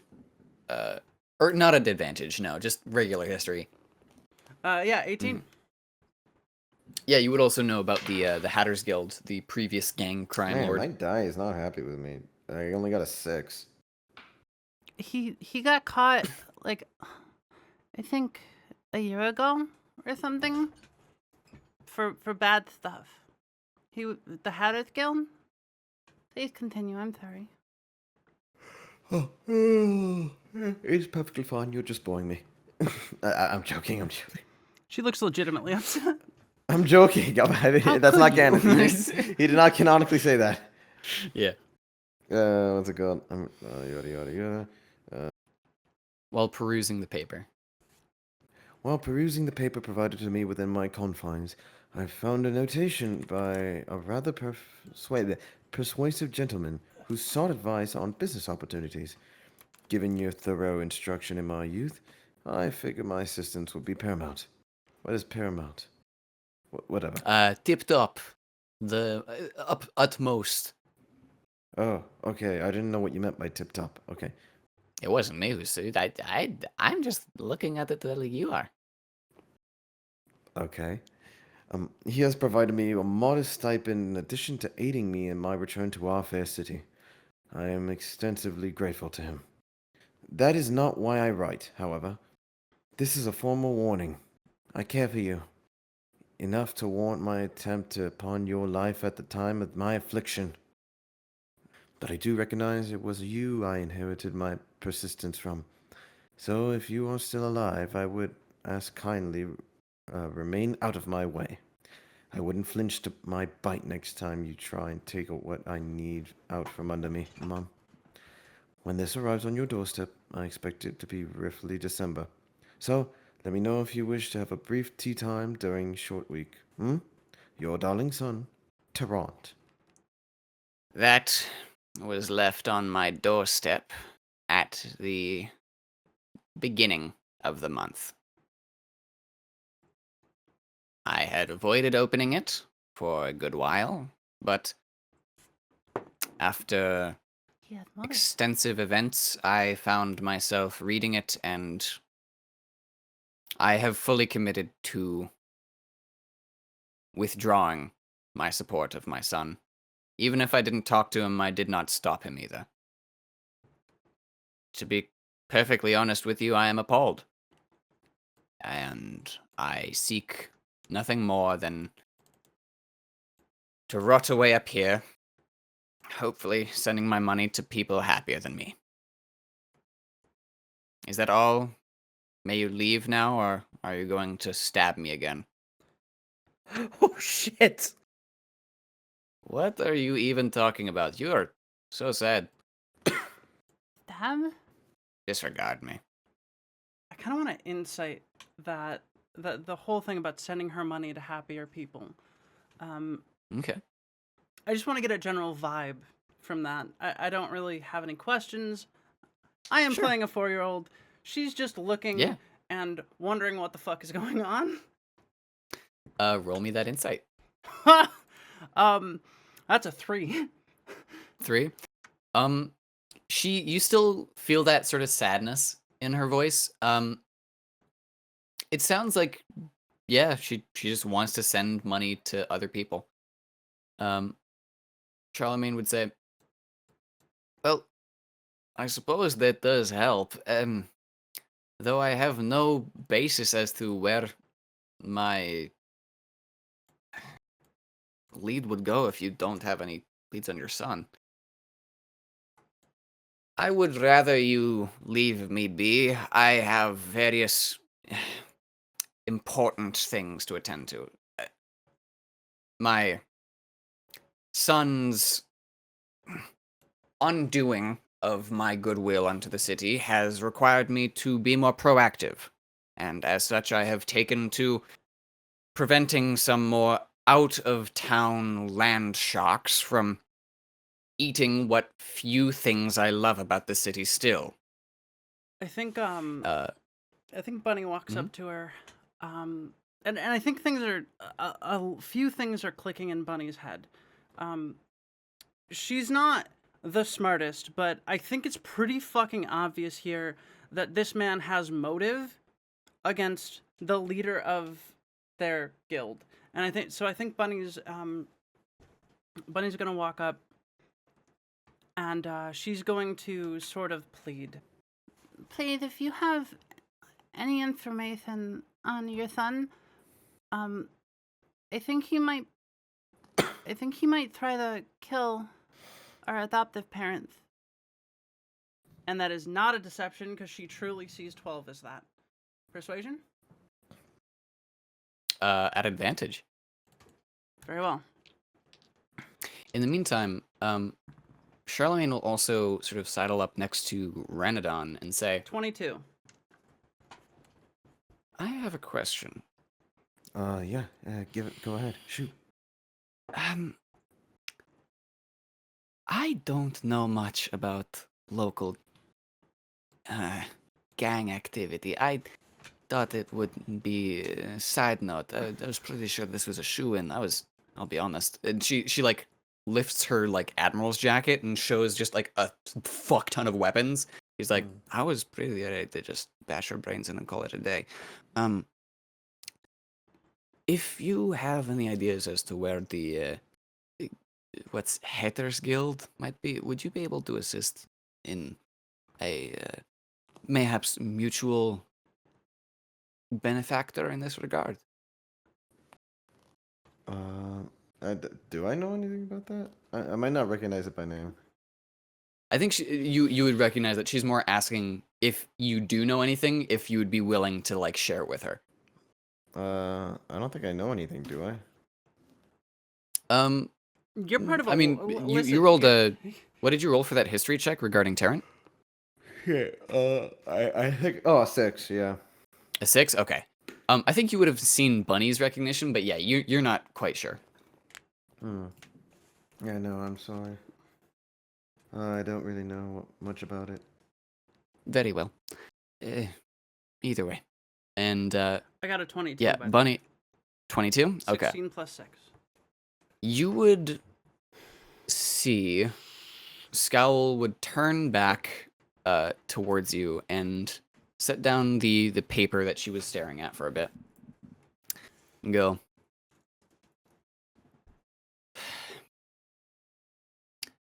you little brats. How dare you get in my home? Constantly ask me for things. How...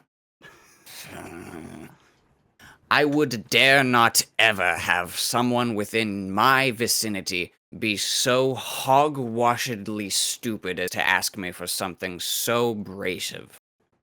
And she picks off a pin off the wall and says, this is all my private investigator could find. And she will hand it to Bunny. Bunny's gonna take it and immediately hug her. Oh. And then just run back to Charlemagne. Off me, vermin. Is that like a slur for her? No, I She will think sit I back think it's down. just like generally for orphans. Oh. She's Scrooge. She's just awful vampire Scrooge. Like, yeah, this is our Scrooge. It's pretty clear. She's regretting her life actions and trying to make the world a better place, but shit's still fucked for her, you know? Yeah, I get you. As you three are sort of reconvening, is there anything else that you would like to ask Scowl before you leave? Thank you, She waves you away. and I'm sorry. And then that's I'm it. sorry for apparently stabbing you. She shrugs and walks out the door. Bunny follows. Have a good night. If you see any of your son, let me know. I assume that you would have less issue with me. She sort of draws her thumb across her throat.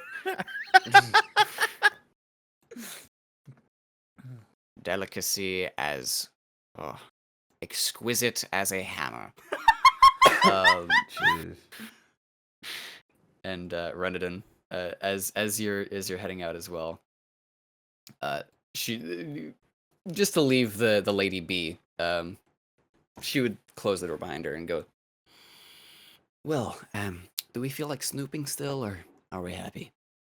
I hold up the piece of paper, Mhm. and I think she just mimics something she once heard Claude say.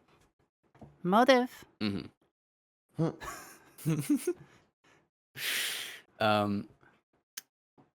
She looks at it, and you actually see this as well. You would see that this seems to be a series of sightings as to possible like accomplices. There are some rich business folk who have come into town recently, and given the letter, the investigator who worked with Agatha seems to have been like her personal aide seems to have been cross-referencing people who had large amounts of cargo being like brought into the city, and like people who were within the time frame. And there's about 3 or so names that really catch your eye. One of them is what seems to be a large sort of like magnate of they're like writing supplies, it seems. Another one seems to work more in textiles, and the third works in automatons. Well, no, Um, Bunny wouldn't fucking remember any of this. She'll just give it to you That's guys fair. to deal with. Reinadon, are you reading through these notes as well? Yeah, sure. Okay. You're reading a bit closer. Specifically, Bunny sees just robots, textiles, writing supplies. Boring. You see under the writing supplies sort of magnate is a woman named Tarmac Tongues who had several large like crates. There's a gentleman named Paul Breaker who works in the textiles industry and seems to have several armed goons alongside him. Hmm. The Kainala Automaton Company, headed by one Degery Kainala, the name of your uncle. Oh, would you look at that? That's weird.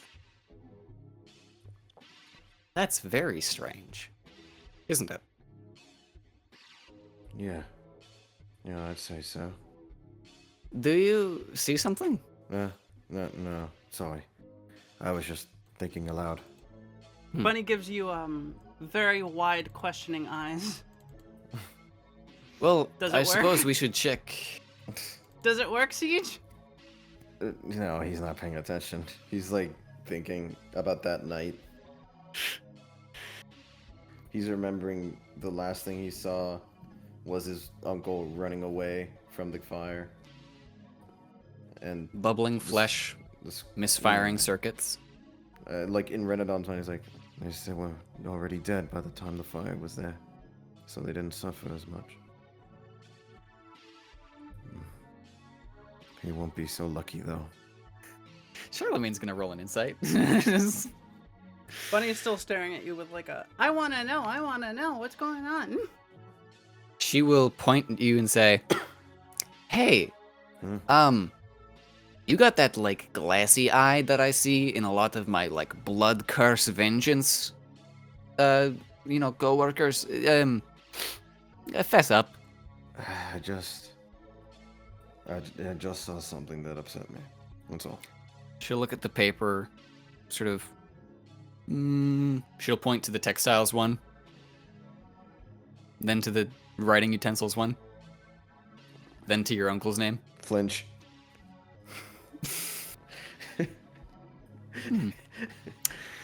Reinadon's like, it's not a big flinch, but like you could see like the tiniest little twitch in his eye when you did. For when sure. You And pointed she also over. rolled a 20 on her insight. Let's do this outside. We can dilly dally. Indeed. So, As you guys walk back down the stairs alongside Charlemagne, you two would hear more footsteps coming down the stairs, and Charlemagne's voice alongside Reinadon's and Bunny's. Okay. Oh, DM. Mhm. I was wanting to check the trash before you left. You would see a ledger. A ledger more like a calculation as to how many toys would be required to pay off the rent for a building. It specifies a destination, specifies exactly. It's got a high number. It's something like 12,000 toys. In exchange for the deed for a property within Tin Town. Rent to Does it own say- for a property. Yeah, that's cool. Does it say who it's in payment to? Oh yes, it is in payment. So it is a agreement that has been like finalized in future ones. It seems like the person who wrote their signature like fucked it up, and so they scrapped this and did another one. It specifies the name as Martin and Minnie Bright Skies of Princess's Castle Toys. I will keep this ledger. Okay. I'll put rent ledger. Pollo ends up walking out of the, I guess, study. Oh, you're. Oh, The hey, guards did you not leave. guys. The guards did not find you. I mean, we're still here, so probably not. Gotcha. Uh, Go. Bitch boy. can't- She'll no, snap in I'm- front of Reinadon's face. Hmm? We're leaving now. Though if I'm going to be honest, we should probably bounce. Groog put some jerky in the curry. Sorry. Jerky? What is wrong with you guys? You never leave the doors open. What's wrong with jerky? It's magical. It's poison. It's a long story. I'll tell you. Well, It we'll, really is. Oh, I must see this. God damn it. Voice. I'll show you when we're somewhere safe. If you say so. And she will come with you guys as she closes the door behind you all and you leave. Yeah, where are we going? Roll me perception real quick as you're leaving. All of us? Yeah. Mhm. Okay. 7. 7. 13. 19. Okay. Reinadon, as you're walking past the like open door into the servants' quarters, you hear faintly from the back of the house. Oh my god, what happened to your head? What? It's good. What? As you walk out onto the street, I think, yeah, Pollo, you genuinely just asked, where are you going, right? Or who said that? That was me. Okay, yeah. Like, as you come to a head, you're not quite sure. You see that Reinadon has a piece of paper with some notes on it that he seems to have taken from upstairs. But like, the general heading is still indeterminate. And as Charlemagne comes back around the side, she goes, "So, if we're heading, this kid was upset about one of the names, which leads me to believe that he has a specific one he would like to go to. But do we have any leads?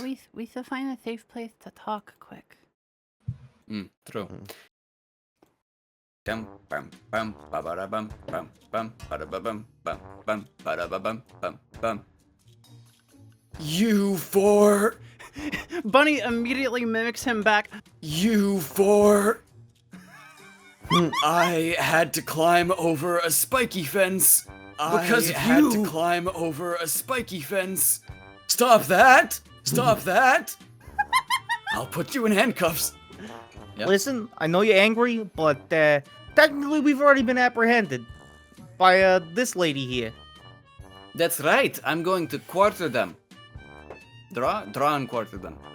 I feel like I should be arresting you as well for aiding these young ruffians. She will step,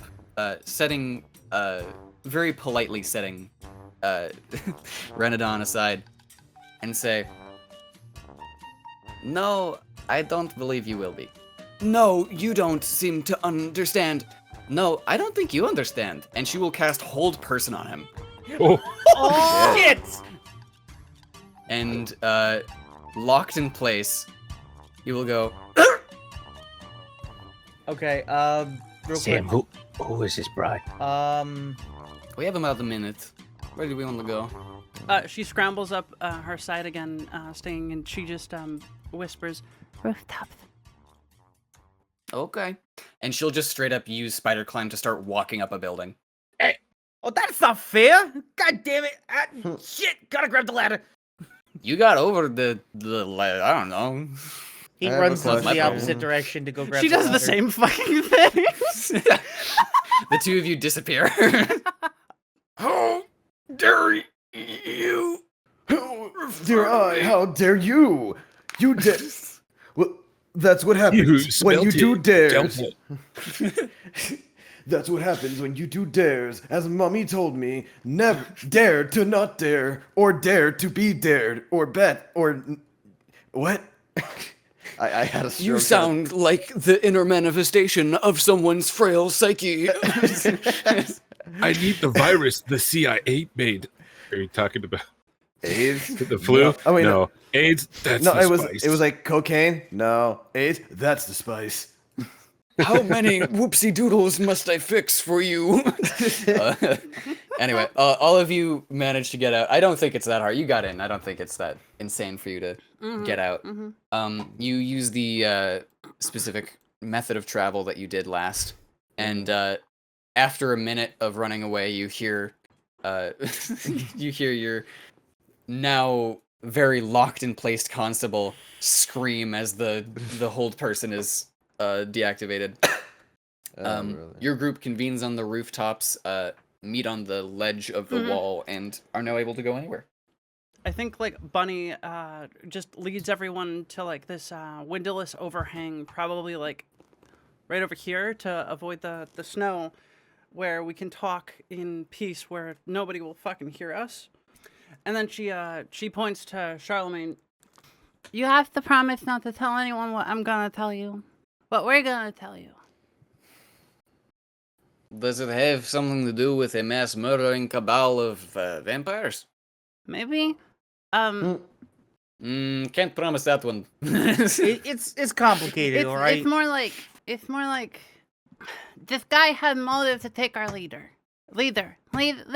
And she I think she mimics who do I want to mimic today? Poyo, and she says, This guy probably took our leader. she looks at Poyo and smiles. That's horrifying. Well, I'm sure we can. Straight-faced. I know a lot of vampiric tricks. That's great, honestly. When you grow up, you're going to be terrifying. Beams at you. Oh wait, hold on. Where's the 30 gold? Oh, right, 30 gold. You're right, here. And she will hand you all 30 gold. Thank you. Poyo just splits his gold up with everyone. He doesn't take any. And she fist bumps, like, next to her, knowing that Groog remembered the money, but not how much it was. And knowing that she doesn't have to spend an additional 60 per person. As you guys sort of sit there, she goes, whatever. You help me with this, I'll help you with that. We're from a group of orphans, and we organize crime. but low tier crime. Oh yes, no, I know about the orphan Mm-hmm. bad thing. I didn't want to bother you because I assumed that you would be uninvolved. Our leader had disappeared, and I think this guy might have motive. Motive? Is that how that's it? I heard Claude say it once. Yeah. I think he. Ow. Motive. You see her under her scarf bite her tongue again, and then she's like, I think he might have motive to take her. Wait, you're and saying he's probably still kill her. alive? Yes. Well, the I Hatter's mean, Guild guy. assuming the letter is correct, that means that Hatter's Guild is within the city now. Well, He's actually, sent a letter to his mother. the Hatters Guild, we chased them off about a year ago. Their leader is back though. I mean, clearly from what we can gather now, but With a rich benefactor that allowed him help within the city. And the man that probably hates us now because we chased him off. I tell you what, if I find out this slimy, scaly, slick son of a bitch fucked up 12 in any way, I'm gonna beat him worse than Bernard did. Oh yeah, but the Hatters, the Hatmen, they were the fuck. I'm gonna fucking take his hat and shove it right down his No, throat. the ones that were involved with the hag woman. Well, do we have any leads as to who the hell might be the rich benefactor? Bunny nods I- emphatically and points at our boy Reinadon. He knows. Donnie. He knows. Donnie, he you knows. know. So you know Donnie. I have so many Donnie, questions. you're coming through for us. All right, Donnie, tell me. Tell me, what do you know? Tell me what you know. There's this note, and I pull it out like begrudgingly and very like really not wanting to, and there's some benefactors on there that are responsible for this. They're specifically listed as possible benefactors. Yeah, possible benefactors. My apologies. Well, good. So you know, do you know these guys, or do you know only one? Like, Okay, you're really trying to push that out there, huh? I know one. oh, He's my uncle. He had a real glassy look in his eye when he saw the name. Oh! So this is the uncle you keep talking about. The one I'm you wanna so kill. confused. The Well, monster. Yeah. well, Donnie, I have some good news for you. Hmm. Depending on how things go tonight, you'll probably get to dish out your street justice. Reinadon unintentionally like has a small smirk that is barely noticeable, but he like quickly like pushes it away, and he's like, "Yeah, hopefully." I don't know about you, but I think maybe that might be a good place to start. Because if he's the one who's doing it, well, I mean, you're shooting him in the kneecaps anyway. Who fucking cares? Yeah, and I poisoned the guy. Okay.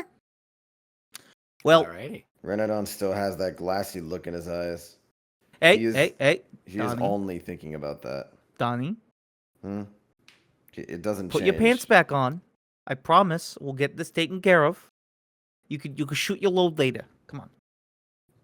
You are so weird. Wait, so That what's was going? a terrible. That was getting a children say that was awful. I have so many questions. Who the fuck are you? What was said? What's going on here? I'm so left in the dark. Do I even want to know? I feel like I should know, but I kind of don't want to. But I feel like I should. What the fuck happened? My uncle killed my parents, and he's possibly one of the benefactors. Oh. Oh, You hear That's a that, good Groog? reason to want to kill him. Yeah, you hear that, Groog? You hear that, Groog? You'll probably get to beat the ever-living shit out of whatever lackeys he's got. That's gonna be fun. It sounds like he needs some fire. Sam, what who is this chick? Bunny like gives you a look, not of disapproval, but like there's mixed feelings in there. And Hey, then what's up? It's me, Charlemagne. not of that, but of you using her name, her actual name. There's a reason she doesn't usually use that name. But then it's Krug. Yeah, Bunny just like looks up to Charlemagne, expecting her to introduce herself or like explain. She's not a monster, I think. Right? I didn't think so, but should I now that you've said it? I don't know. Who are you? I think the better question is, frankly, what are you? She's a you're a monster hunter, right? I am a member of a organization known as the Sunless Sovereigns. I hunt monsters of the human variety. We have a few sects of like-minded monster hunters, but the biggest difference is innately magical monster hunters.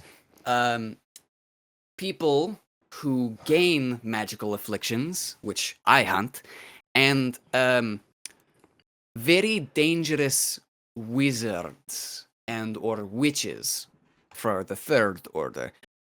She points to Grug. You mentioned that you had magic jerky. I'm famished after walking up that wall. I Don't worry wouldn't Poyo about eat just it. looks at the bag. Sorry, what was that? I mean, I wouldn't Don't worry eat about it. You said you were going to show me. She starts doing a little cha-cha towards you and poking at you. I'm just imagining just an overly like cartoonishly happy woman just kind of like shimming up and like poking him in the cheek with his like scowl. Yeah, no, she's fully gauntleted, but she's like boop boop boop boop boop. Fine. He reaches in, takes a thing of jerky, and is like, Thank you. observe. Oh no! Oh, Okay. I am no longer hungry. Never mind. And she will turn back and start looking over the wall. So where are we going? Sort of tapping her foot. Does nothing happen? As you bite down into it, you Oh no! as all of you see Grug go catatonic for a second. Charlemagne seems to be actively avoiding eye contact with the young man chewing. I'm imagining that that Charlemagne is just watching Grug just go, observe. That's better now. Just immediately has a seizure in front of us.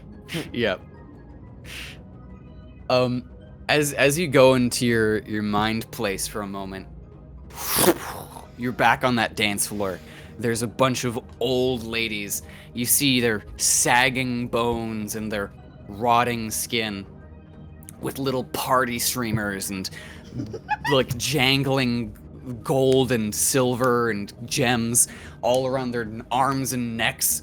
And you see that central cauldron again, bubbling and boiling, and just it smells like cooked flesh in here.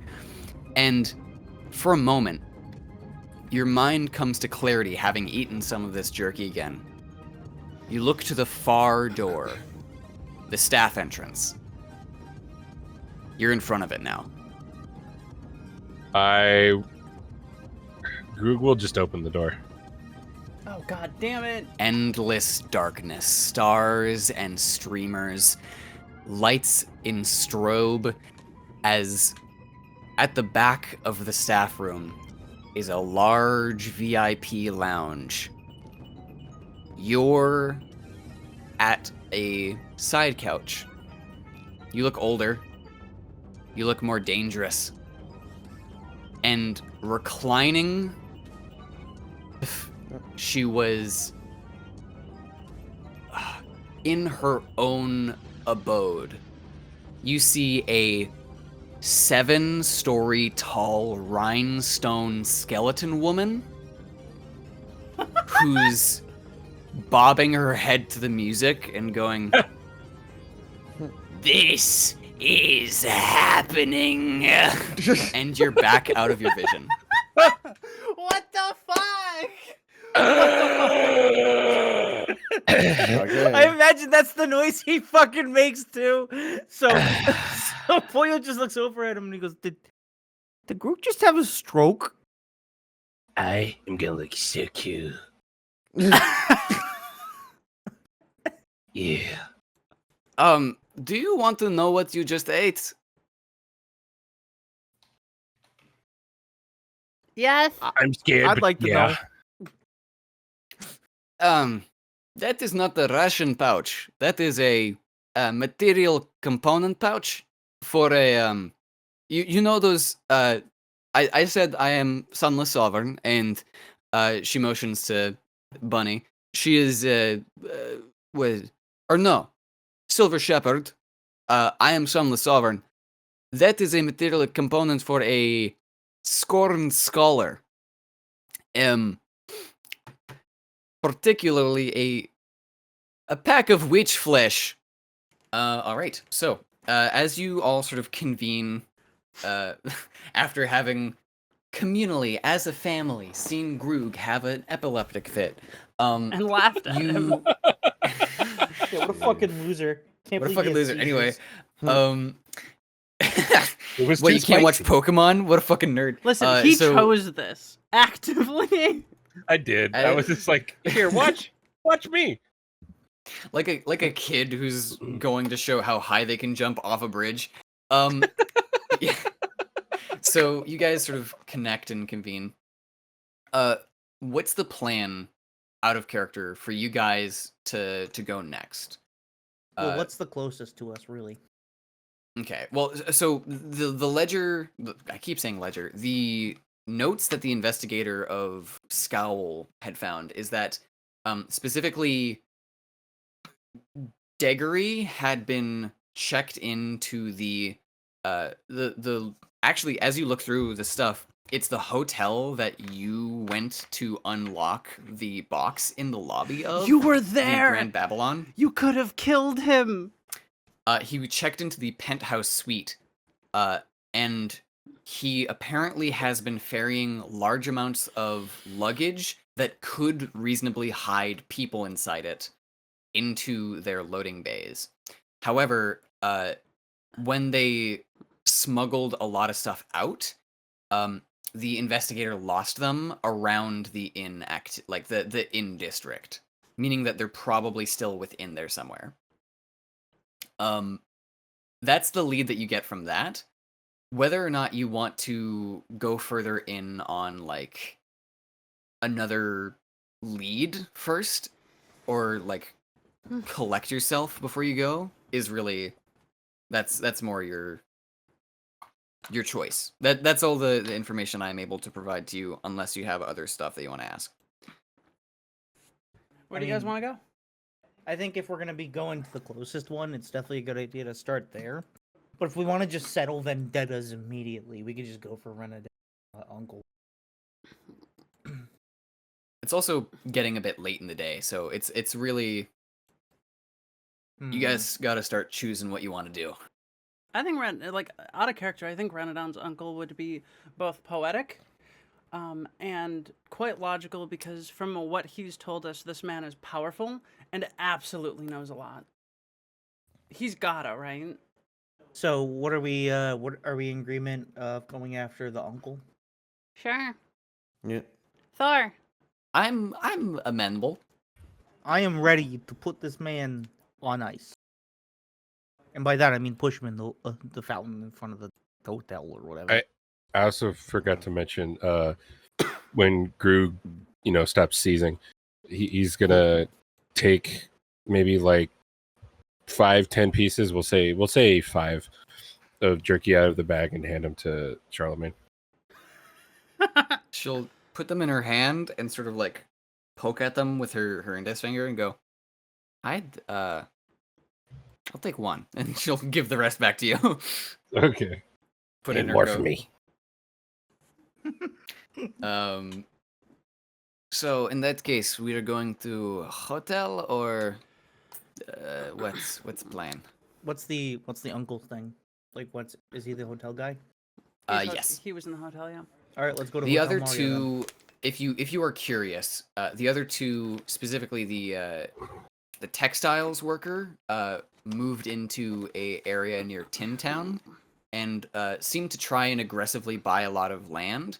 However, it seems through Mrs. Scowl's maneuvering and buying a lot of it already, not much available real estate was provided, so they only have like a large textiles factory on the edge of town. And the writing utensils person specifically started making a power grab towards the Carl lumber mill. I think before we leave, Bunny's gonna like poke at Reinadon.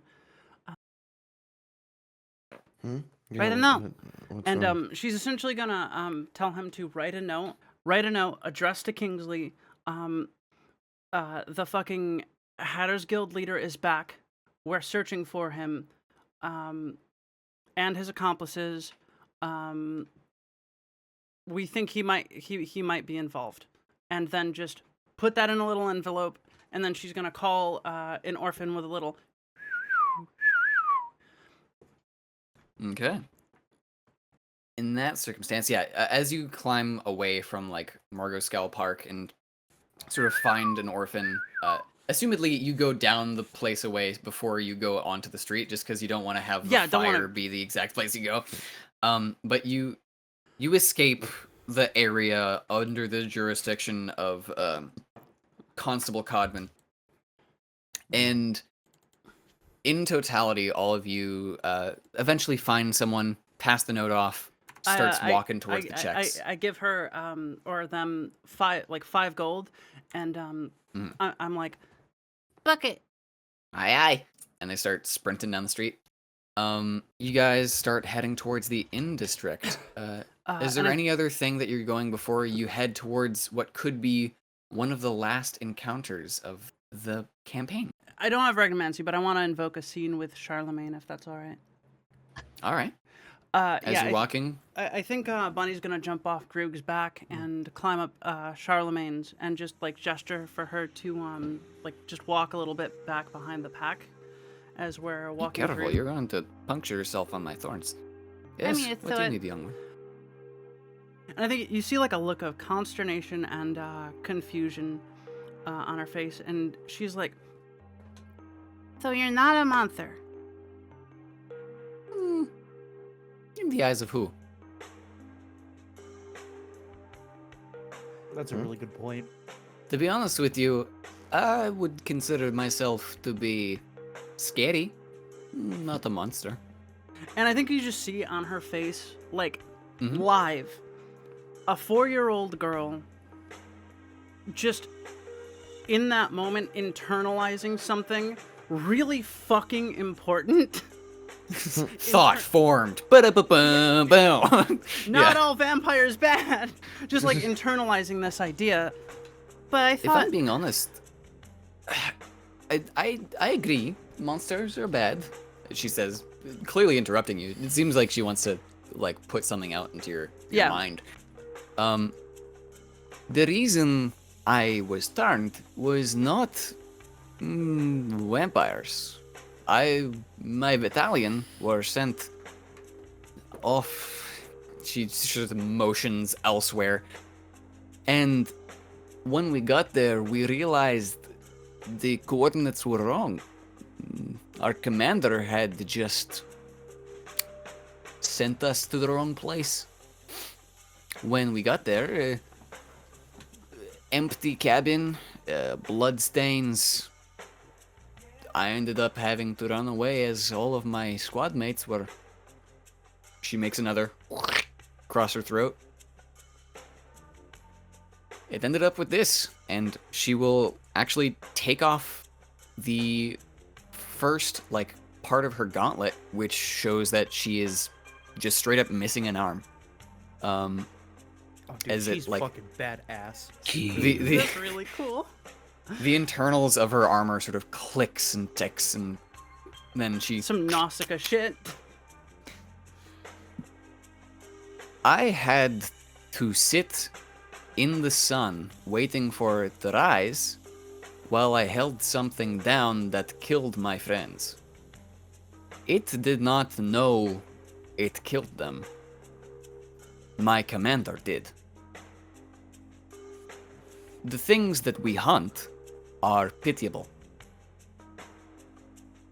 But the things that can be infected, the real danger, and she points to her head, are the sentient ones. Got what? And I think she like takes a moment to think. Nothing, dear Grug. She takes a moment to think, and then she looks at you with like 50 different emotions. Just you know when a kid can't form words and their face just fucking twists and turns in every which way? That exactly. And So I'm not a monster?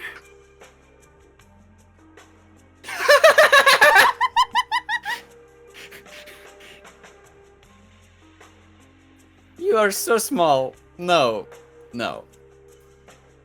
I mean this very nice. I would not do this. I could so easy kill you. Not at all. In fact, here. I notice you have issue speaking, yes? she nods. There is a thing that I was taught a while ago. If you speak around, not through, it can improve pronunciation. Okay, so, and for the rest of the time that you guys end up walking to the hotel, she will try and provide pronunciation lessons to Bunny. To describe specifically how to speak through it and not seem as like scary by just baring your teeth the entire time. So as you arrive at the Grand Babylon Hotel, you see it's at the end of the night, so there's a lot of lazy stragglers.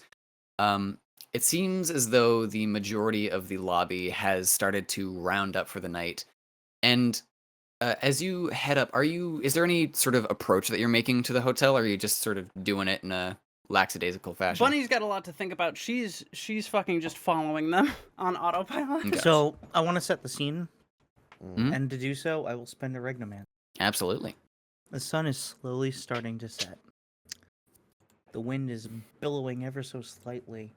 Snow is falling hard. Here stands our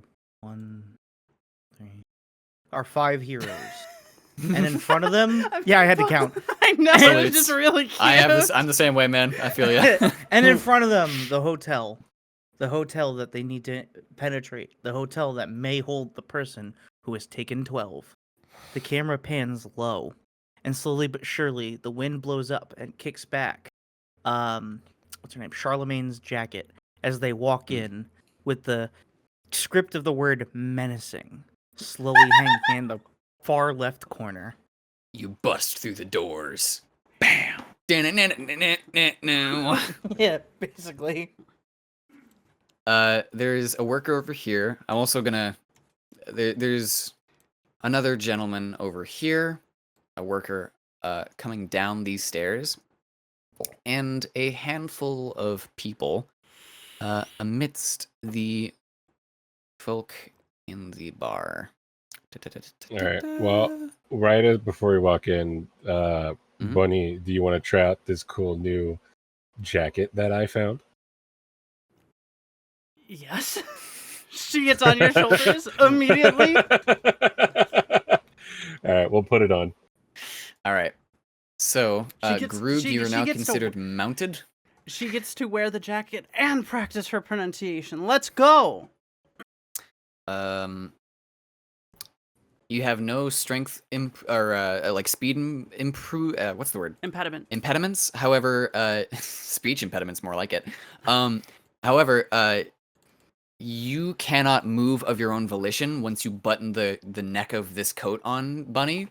And similarly, Grug, you are unable to speak the moment that it clasps over you. Oh, that's good shit.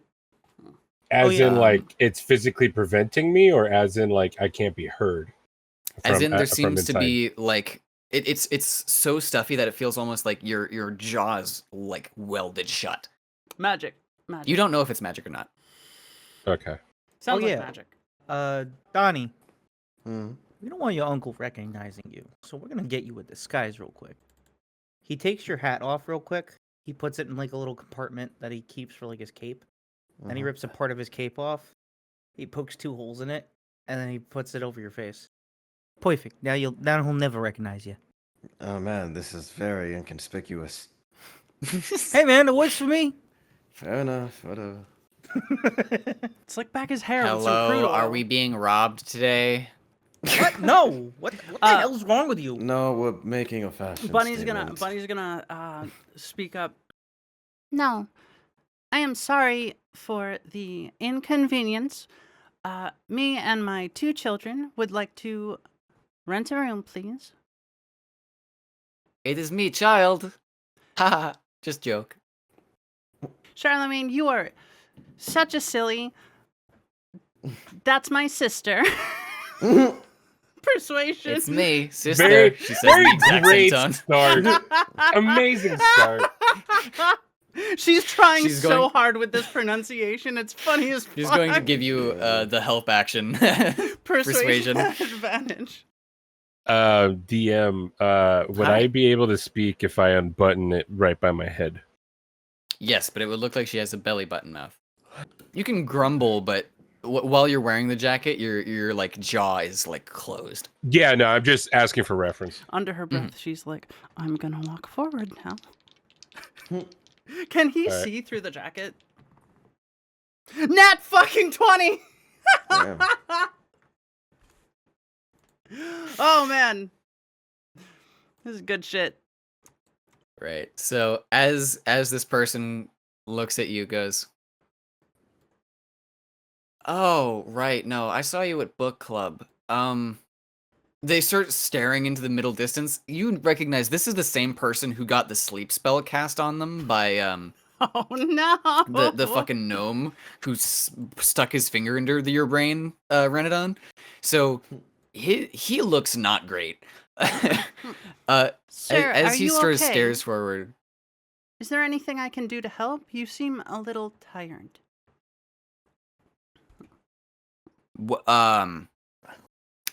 Yeah, actually there is. How can I help you? Hey Donnie. I'm here to rent a room with my 2 sons and my sister, please. Awesome. We have he opens like a little ledger book here. And it's got a bunch of like rooms like checked or unchecked. And he goes, "There's 1 room available for a family suite, and there's also that one." And he points to just a staff door. Who controls the arms? There's just a staff door. Oh god. She's basically like wrapping her arms around your neck and then poking her head out the top of the coat. Mm. Can he see though? Yeah. Through like the whole Okay, that makes things a little bit better. So yeah, Bunny's gonna read the ledger. The family room, what floor is that on? So the family room, quote unquote, would be on level. So this hotel, this entire city is honestly not too vertical. It's got a lot of like rooftops, but those can be traversed easily by you guys because it's only like 3 or 4 stories tall at most. This is one of the tallest buildings in the city, specifically 5 stories.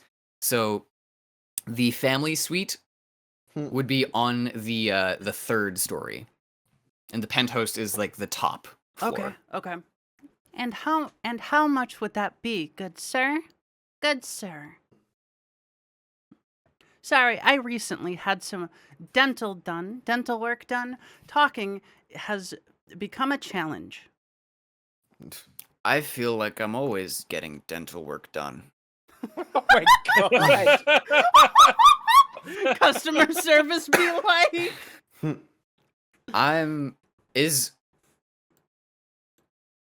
He turns over to this employee and goes, "Hey, how much is money?" He goes, "Sorry, what?" He comes over very quickly. Yeah, how much money is it to stay here? Bro, you are not okay. Hold on. And he like just he tries to pick him up, and this guy just straight up falls over into under the desk. And just disappears. He goes, I guess I'm the new customer service. All right. Hey, how can I help you? You are channeling so hard right now, AP. I think I overheard, right? Family room. Yes, sir. Thank you very much. Oh, very normal adult. Oh, cool. So that'll be, I believe it was 20 gold. We haven't had too many family rooms recently. And he goes through real quick. He sees, yeah, okay. That'll be 25 gold pieces for a full room stay, unfortunately, because we have a lot of visitors right now. And a lot of the family rooms have been taken up by companies. However, is that fine with you? That's just fine, sir. Okay, Poyo excellent. puts his gold onto the desk. Poyo, would you? Oh, yes, you do. He loves paying for things. That silly little scamp. What a good son. Yeah, Yeah, absolutely. That's me. So I'm I the want to good say out son. of character, I really like that I have the mimic ability because now I can just justify the fact that she sounds more like an adult doing this act. Yeah. It's so nice. Bunny All could right, learn yeah. to speak better by mimicking her own good speech. Poyo has no. No, more that's too money. smart. She's 4. This guy will go, okay, sick. So he'll take the money. He'll just sort of put it into a little safe underneath the desk and go, all right, and your key will be right here. And he hands you over a little key. He says, family room, open. Yeah, 3rd floor. That'll be room 3A. And if you have any questions, please let us know. You can get in touch with us with any of the receivers. They're just state-of-the-art. We got them in last month. They are excellent. Just give a ring down to us, and we'll be able to help you out whenever you need. She nods, and she looks at Reinadon, and she says, Donnie, do you want to carry the key? Is that what you want to do? she's looking at you with a very meaningful glance, like play along. You just hear Reinadon visibly sigh, like, yes, of course, mother dearest. Oh boy, I'm so glad you made me and that I'm alive. Thanks for birthing me. Thanks for... Charlemagne is probably just staring at this, just like, no, keep going. I want to see how Charlemagne this looks to plays be out. really enjoying the interior design of this place. You know, thanks for laying my egg, Ma. You really did good there. Yeah, what? Never mind. Here.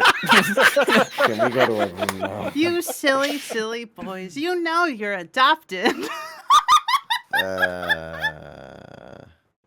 Come on, let's go. Reinadon wants to make an insult, but it is way too harsh for little Take the girl, and I don't fucking think she key and did. move. Let's You go. hear a voice in the back of your head from God say, Damn it, I told you to leave me alone! "Get out of my head, Akira." Get out of my head! Get out of my head! Get out of my head. I agree. Says little Fulbo. Fuck. Fucking little Fulbo. You've Fucking broken back, me. not again. I'm broken inside. I have a sickness, and the only cure is more cowbell. Fuck. Oh Was man, we're dying. We're good. Fuck. You good? You okay, Dork? Fine. Charlemagne will start, like, as we're walking past, she'll start poking at the luggage a little bit, like, ooh, what's in there? I don't have time. And come on, children. And sister, And come on, sister, Donnie. I need yes. you to move. The attendant will walk down to the bar staff area, and you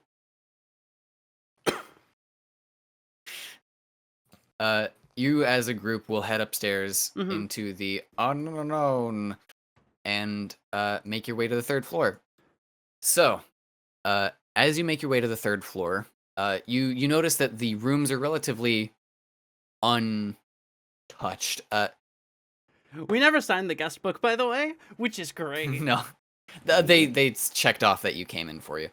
They didn't get your name though, which is Exactly. But probably by the fact that that's- he yeah, thought that his tired coworker did it. and his tired coworker's fucked up. That's good for us because there's no record that we were here besides that check mark. So as you head upstairs to the 3rd floor, you note that there are a few staff up and down. There's an elevator attendant who helps you up once you get to the 2nd floor. Mm-hmm. And specifically, as you come through, you get to your room, and it's just a normal room. What's your plan once you get to your room? Okay. So first of all, I'm taking off this fucking coat. Okay. It was a good plan, don't get me wrong, and it worked really well. I'm going up the outside wall. Is that how I do it? Tuck around, not through? Not Talk through? around, not through. Oh, okay, okay. It's funny, I'm you going- speak better than I do now, and I have an accent. It's upsetting me. It's probably because My throat does the funny thing, and then she opens her mouth wide again, like fucking like Stitch playing a record out of his mouth, and she just copies Charlemagne back, and she's like, probably because of the way I can speak through just my throat. That's horrifying. All right, Funny. well, You see a button pop open. Like, Funny. Oh, I can move. Let's go. What's up? Can you kick or do something to like a horse or something? I don't know. This is confusing me. I can't move when I'm on top. It's impossible. You can't like kick me or anything? No, I literally cannot move. That's why I don't want to be in that anymore. It's really, really bad. I don't like it. I don't know. This seemed pretty helpful to me. It was really helpful though. Yeah, no. when we have to leave, we have to put it back on. But while we're up here, I'm sure they can get away with for orphans and the knights. We're a eclectic group. Okay, I might go outside as well. And Yeah, and I think Bunny and Charlemagne both just spider walk. she'll put like a little cloth over her gauntlet and just smash a window and start walking outside. It's openable. Oh my What are you God. doing? Oh shit, there was. We have to pay for that now. Not if we don't get found. She starts climbing outside. Go to the 5th floor. Go to the penthouse. I think we're gonna be doing a little more property damage than we care for. So let's go, guys. She sounds surprisingly more mature now that she can speak properly and she's not tripping over her own words. It's nice. The fuck about us? We take the elevator. As you three sort of head up through the elevator to the traditional way, and the other two head around the side to get onto the balcony of the actual room. The three of you make your way to the penthouse, slink through. There's minimal staff upstairs. You think because specifically they don't want to disturb any of the high-paying guests. And Charlemagne and fucking Bunny. I keep forgetting Bunny's name. I now that you said Samantha, it's all I want to say. I know. Once you fucking get like a proper name on her, it's the only thing you can think about. Like that was like a whole big thing for her to reveal. And now nobody will call her anything else. She has a code said name, Bunny. damn it. Groog said Bunny. No, Yeah. I know, but As you go up, let's go with the boys first. How are you connecting with the door? Are you just knocking? Or are you trying to break in? Well, they could always wait for us to open the door from the inside too. yeah. Boyo, we're kids. We just walk in and we just say, "Oh, never mind, wrong room." Well, if we break down the door, then it causes a little more problems than just my bad. Because then they'll try to get the god and god. Kids. Break down. Oops. Bye. Yeah, Who's go- oopsie daisy. Who's gonna suspect something of a kid? The town god and how fucking they're literally on our ass 24/7. Oh yeah. So I Somewhere you hear him scream. fucking kids. Donnie, you wanna get on my shoulders? Yeah, sure. You think your uncle will recognize your face at all, Donnie? That's a maybe. I haven't seen him in a good few months. I don't really think I met him all that much. The only time he ever came to my dad was to borrow money. Well, now's your turn to show up and be like, "Hey, uncle, can I borrow some money and then bam, you suck him maybe- right in the kisser. Then maybe Pollo should be the one on my shoulders. Oh, you're right. Maybe I should. Well, actually, that's a bad idea. I need my arms and my legs and my quats to do all the funny punching and kicking and shit. If I'm So on what your you're saying is you want a fat bastard like me on top of your shoulders. well, how am I gonna move my arms if you're on top of my shoulder? Yeah, you know, fuck it. Get on my shoulders. Okay. Pollo picks him up. A horrid creature is It's like that scene from like The Office where it's what can I do for you, little boy? And Kevin just gets on Steve Carell's lap. He's like, oh my god, I don't care, just hurry. Yeah. As you stand on, or well, not even stand, you like crawl onto Pollo's back. You feel that like crushing weight. Bunny, Yeah. you head around to the balcony with Charlemagne, and you see from drawn curtains a vague like fire inside, but nothing. It doesn't seem like it's like it looks like a fireplace maybe. Mhm. And you don't see any movement inside. Okay, she's going to sneak up to get a better look through the windows. Okay. It's mostly obscured by like thin veneer cloth. Mm. However, Charlemagne seems to be rounding up with that little cloth over her gauntlet again, Bunny just ready to absolutely smash through the like window. tries to grab it and stop her. What? No, not She pulls out some thieves' tools and shakes her head. And she goes to she looks through, doesn't see any movement, and begins lockpicking. Okay, roll me that thieves tools check. By the way, Sleight of hand +6, baby. just so it's said for future reference, I put we put the cloak back on. Okay, yeah. Oh no. So Pollo's the legs and arms, and Grug is the mouth. Yeah. I have bad news. Okay. Yeah. My thieves' tools broke. I rolled a 1. It's the first lock she's not been able to pick. It's a very well secured building, and as you start picking the lock, you realize it's not any fault of your own. It's genuinely just something magical in it seems to be like twisting any internal things that's not equally enchanted, and as you put your thing inside, it just snaps. Leaving you with just the handle in your hand. To which Charlemagne goes, "It's okay, we can fix that later. May I know?" She sighs and gestures to the door. She bows kindly, and very quick, just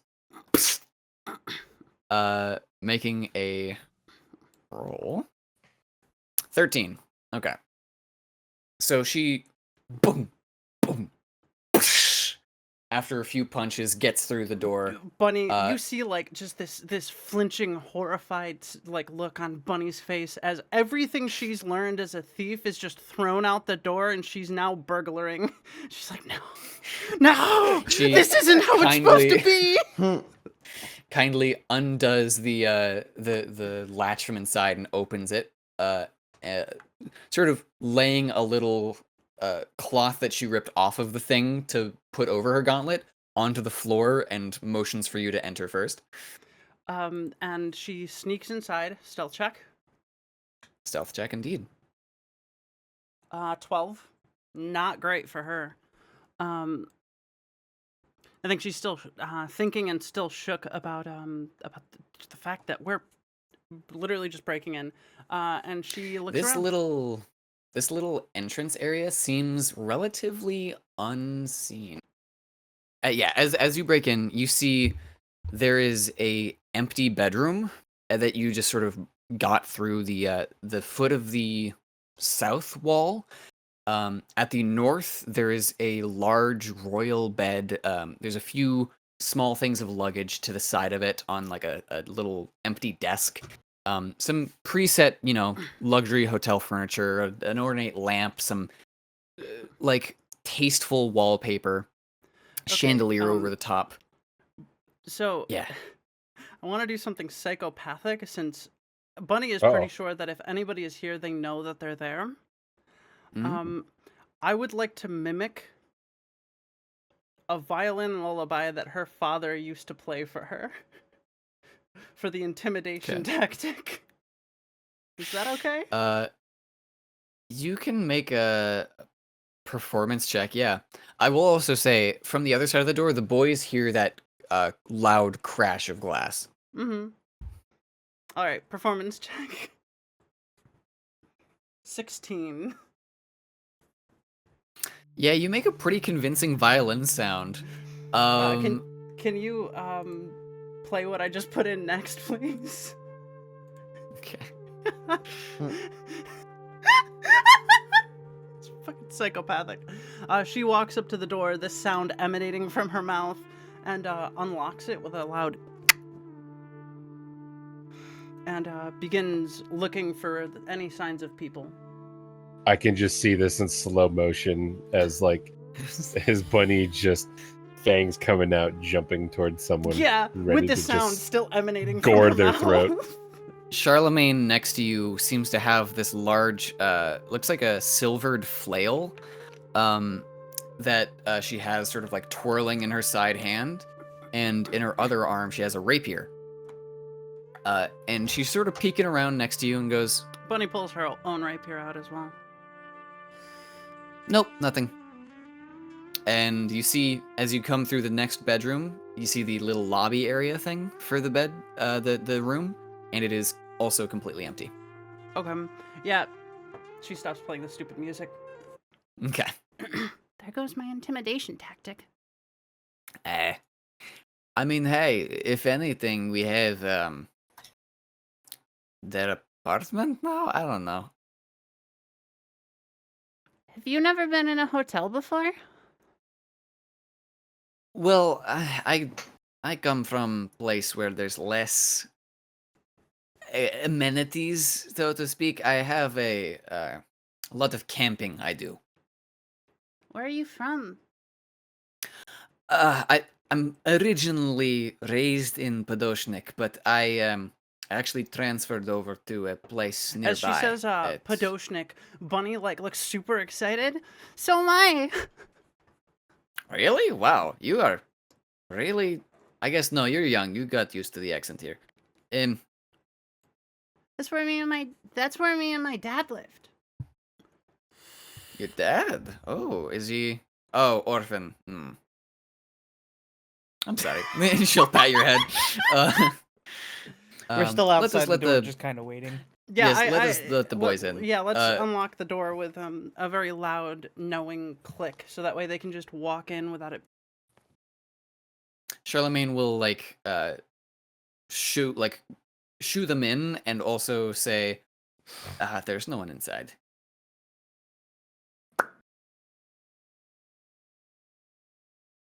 Poyo unbuttons the disguise. This was a wash, eh? Yeah, I suppose so. Though, if they have any leftover things here, then maybe there's something. Siege, you immediately smell that fucking awful cologne that your uncle used to wear. This is definitely somewhere he has been. You see to the west of the actual main little entryway thing, there seems to be a series like a frame for an automaton almost, inferring that he has brought a guard as well. You recognize the frame immediately as it having been your father's craft. And you guys are all free to investigate. Yeah, Bunny's gonna start looking around for any kind of evidence of where this man might have gone. Okay. Give me just a general investigation check. Anyone who wants to do that. Okie dokie. Throughout the place. And that's a 7. I got an 16. Sorry. 16, you got it. As you sort 17. of scroll through the place, so Siege got which? I got a 16. Okay. I will give you advantage specifically because this is your uncle's abode, quote unquote, as well, and you know his habits. Nah, it's still a 16. 16, okay. And Nevi? Oh, I got a 7. So, Groog, what you find is a large sprawl of like what seem to be product packages, with like little brochures of this automaton that does this, that automaton that does that, for what you assume to be like pitching. And one such specific is like given more reverence and has more copies of it, which might infer, specifically in your mind's eye, which of the guards he might have with him. You see there's a service bot, which has been designed specifically to man confectionery and candy stores that appears to have been circled and like with little talking points underneath, like as you can see here, this, that, this, in that it can also be used to prevent burglary and provide protection of the assets of the store. I will grab them and then I will let Donnie and Pollo know, because Donnie would probably be the one that'd be able to interpret that the best. Okay. In that case, well, while you're doing that as well, Siege, you specifically would, as you see Groog looking over a thing on the coffee table, you look around like a place where you would sit and eat, because you know that your uncle loved to bring work to the table. And he specifically would always provide like extensive cavalcades of just like, you know, this thing's annoying him this week, and that's what he's going to tell you about over the entirety of your meal. Going to a seat at the quote-unquote head of the table where you assume he would go, you immediately see, like, on the actual seat, not on the table itself, but, like, tucked in almost, you see a little set of, like, they're like clippings of a paper that has been set somewhere else. And it's like ads for local business. Specifically places that are either going out of business or like what's the word? Like available real estate. Bought, yeah. Yeah, it seems like he's trying to buy up some real estate in the island. A particular thing that you will notice, because you come over to this place where he was sat, is you notice that the no other better way to say this, the seat cushion is stinky. Ew. Like just real stinky. Who has the best perception? It isn't me. You would best describe it as almost sulfurous, and like it almost smells like refuse, and it's been heavily obscured by cologne, but getting this close to it, you can tell he sat up after having been sat there for a little bit and decided to like spray all over himself. Okay, so do I roll perception? You can roll perception, absolutely. Okay. Bunny's gonna definitely be in that shit, rolling perception with him, just to kind of try and identify what the smell is. 15. 15? Okay. Bunny? 16. 16, okay. -1, I think 15. Show up. with a combination of that, Oh, wait, the two of you would come to a consensus that it smells of refuse. What kind of refuse? Like poop? Like poop. Ew. Poop and pee. He pooped himself. Smells like he was scared. Well, Yeah, you should be. Charlotte... Alright, okay. That's a dark face. Does your uncle have a history of incontinence? The fuck is incontinent? I was just agreeing with what he said. Oh wait, no. It's when you're at a place, the big, like a big island, you know, that's a continent. Well, he wasn't a continent, but he did have a problem. He did have IBS. I'm joking. I'm joking. He didn't. No, the only problem he ever had was he had a bit of a gambling problem. That's why he kept coming to my dad for money. That's why we didn't see him all that much. Charlemagne will also. Bunny's gonna spell sense the room. Stink man. Stink man. You can absolutely spell sense the room. Yeah, she's spell sensing the room. She doesn't know much about magic, but she knows a lot about Fae and bargaining. And if he's a gambler, I think she probably heard a story from her father when she was still with him about a man who gambled away his life with the Fae, right? And so she's spell sensing under that assumption. 15. What the fuck is with all these 15s? Yeah, as you like. Yeah, she opens her eyes to like all the sprites around her to kind of like get a feel for the magic.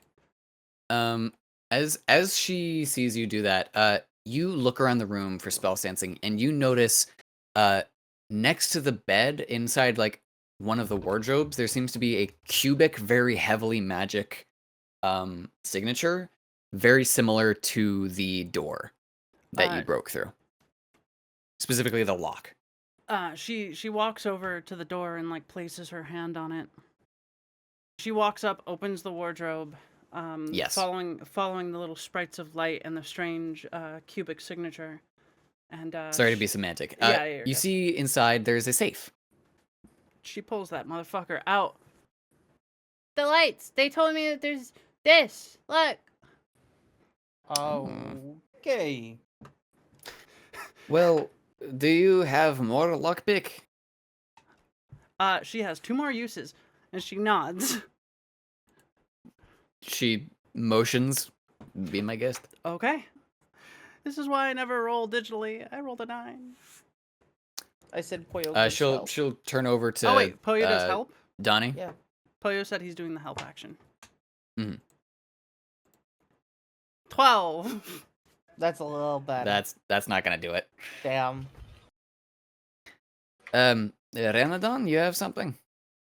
Maybe I could use possibly my tools to essentially disassemble the safe itself. Maybe remove the locking mechanism. That might activate the lights inside. I don't know what to do then. I don't really. You get the impression the magic is the safe itself, not the the thing inside. Didn't I do something like that for my for the locked case? Yes, you did. Does that mean like, can I roll to see if Reinadon would know, or like just by chance, like this lock is similar to the one that I had? You can absolutely do so. Okay, what do I gotta do for that? What do I gotta roll? That would just be a straight engineering check. Okay, let me look at my engineering. I believe you have engineering, right? Yeah, +2. Yeah. That sucks. That's a 5. I guess she's gonna take. Well, to be honest, it's a really low DC. It is basically the exact same type of lock. Oh shit. It's one of your family locks. The DC was genuinely 5. Jeez. Does that mean I still know how to unlock these type of saves? You know how to unlock yours. You get the impression you might have advantage if you try this one. Okay, I'll give it a shot then. All right. Engineering again? Engineering again. All right. I'm on. That's a 10. I need something more than that. That's a 16. And with a 16, I believe, maybe got a 12, yeah. With a 16, you twist and hit the exact same things. Huh? Okay, as you're like hitting the stuff, you see Bunny is also like pointing out little things that caught her up with the magic lock. And as you're used to this weird inception lock, you twist your hand all the way over your own arm and then and the safe opens. Just like practice. Bunny is enraptured. She's invested. She wants to know what's inside. She's watching. All right, let me give it a look. Opening inside, you see several letters of correspondence. seem to be back and forth between a penitentiary somewhere within Conme Mas and a location based in Firesong Port, where your family used to be. Oh my god! Oh, we got this man's entire ammo right here. You have found incriminating evidence, specifically towards your uncle's purchase of the services of both one Tarrant and also a gentleman who seems to be through a series of connections affiliated with a underground like task working service who only refers to himself, in the letters at least, as the tailor. The tailor? Your old hero. Taylor. Oh. Pollo's reading this over his shoulder, and he goes, son of a bitch. It appears as though after the tailor left for a life of crime, at some point, the uncle of one specific Reinadon Kanala has come in contact with him to have him break out Tarrant from his prison.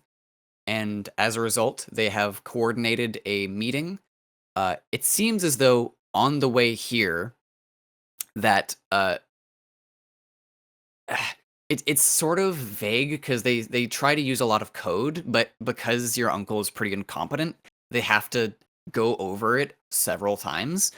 It seems as though they've had several instances where they are draining people of blood on the way there to keep Tarrant fed before they arrive here. Bunny's absolutely gonna point this out to Charlemagne. And the last thing you note is that these documents also stink of refuse, and something comes to you again. Could you please all roll me an intelligence check? And Reinadon crit. Of course he did. That's fantastic. Just ignore my 15. That's great. I'm gonna willingly fail this check now because I want the focus to be on him. I'm staying at a distance of this because I'm like, I know there's no way I'm passing any of this. I think Pollo's fair. immediately more invested in this now because his old hero, the tailor. You all look over it and you smell it and it's like, it's awful. This is so awful. Why? How have you never smelled something this bad before? And your thoughts go to an old first mention of when you initially came into the city. 12 tells you every time that you start within the orphans, 3 things. 1, I request that you never harm another orphan. We'll smell it on you if you feel it. 2, never cheat another orphan. Always do your best to help them and be the best person you can. And 3, don't go into the sewers. I don't want you to get sepsis. Oh my god. This motherfucker's in the sewer. And you've specifically been avoiding it the entire time because your caretaker cares for you and doesn't want you to get leprosy in the sewer. Ew. You just see Pollo's like fucking radar go off in his head and like ding. He goes. Bunny looks "Stinky." at Charlemagne, and Man, the I think they fucking just have like this sewers. moment where through her mask they lock eyes and they're like, silently, we got a lead. A solid lead.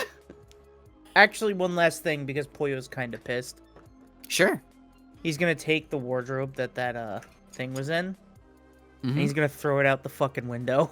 Oh my god. He's gonna straight up just take the safe out and throw it onto the No, street. no. He's taking the fucking wardrobe. Holy shit. Bunny's actively trying to stop you. You know what, Bunny, you're right. Shouldn't You don't get want to do angry over contested this. rolls? No, I think he willingly lets you stop him. Yeah, she like If only jump- because he knows that realistically he could probably hurt someone. Yeah, I think like we see you like just pure fucking almost barbarian levels of rage. Like it looks like fucking Groog, right? And you're walking up to that wardrobe and it's like 2 inches off. It's like 2 inches off the ground and Bunny just jumps on your arm and shakes you and is like, no, put it down, it's gonna be okay. We'll get him, okay? We'll get him. You're right. We'll get him. We'll take care of him. But I'm telling you what, because I tell you what, I am an entertainer first and foremost. As soon as we're done, I'm gonna make sure that tailor is tied up, brought all the way back up here, and I'm gonna give him the greatest break his RKO out of legs. nowhere. Nope, I'm gonna give him the greatest RKO out of nowhere off of this balcony. He won't ever see it coming. You guys have a lot of people who you see their name on the piece of paper and then you get really angry, and I Oh, don't right, know how to. So, the tailor used to be a fantastic, like proper wrestling kind of Right. guy. He was an Okay. entertainer first and foremost, but eventually the wrestling league he worked for shut down. It dried up. Oh, that's why you. Okay, I understand. why turned you to a dress life like of this now. crime. Okay. I see. So I'm Alright. pretty fucking pissed to see that motherfucker, the guy I've looked up to since I was a little chick. And he's like, small tear down his eye. It's been 3 years, man. 3 years. This feels a little bit. I'm sorry. This feels a little bit lower priority than the mass murdering vampire. Well, I'm sorry. I understand, and I'm 95% sure all of this links back to the stupid fucking Hat Man and the fucking uncles and the fucking shit in the sewer.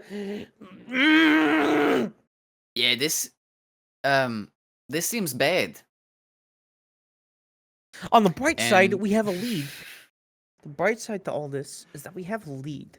And because we have a lead and we know where they're gonna meet, all we gotta do now is make sure we block all fucking entrances so we trap them like fucking rats. And you said you weren't a fighter.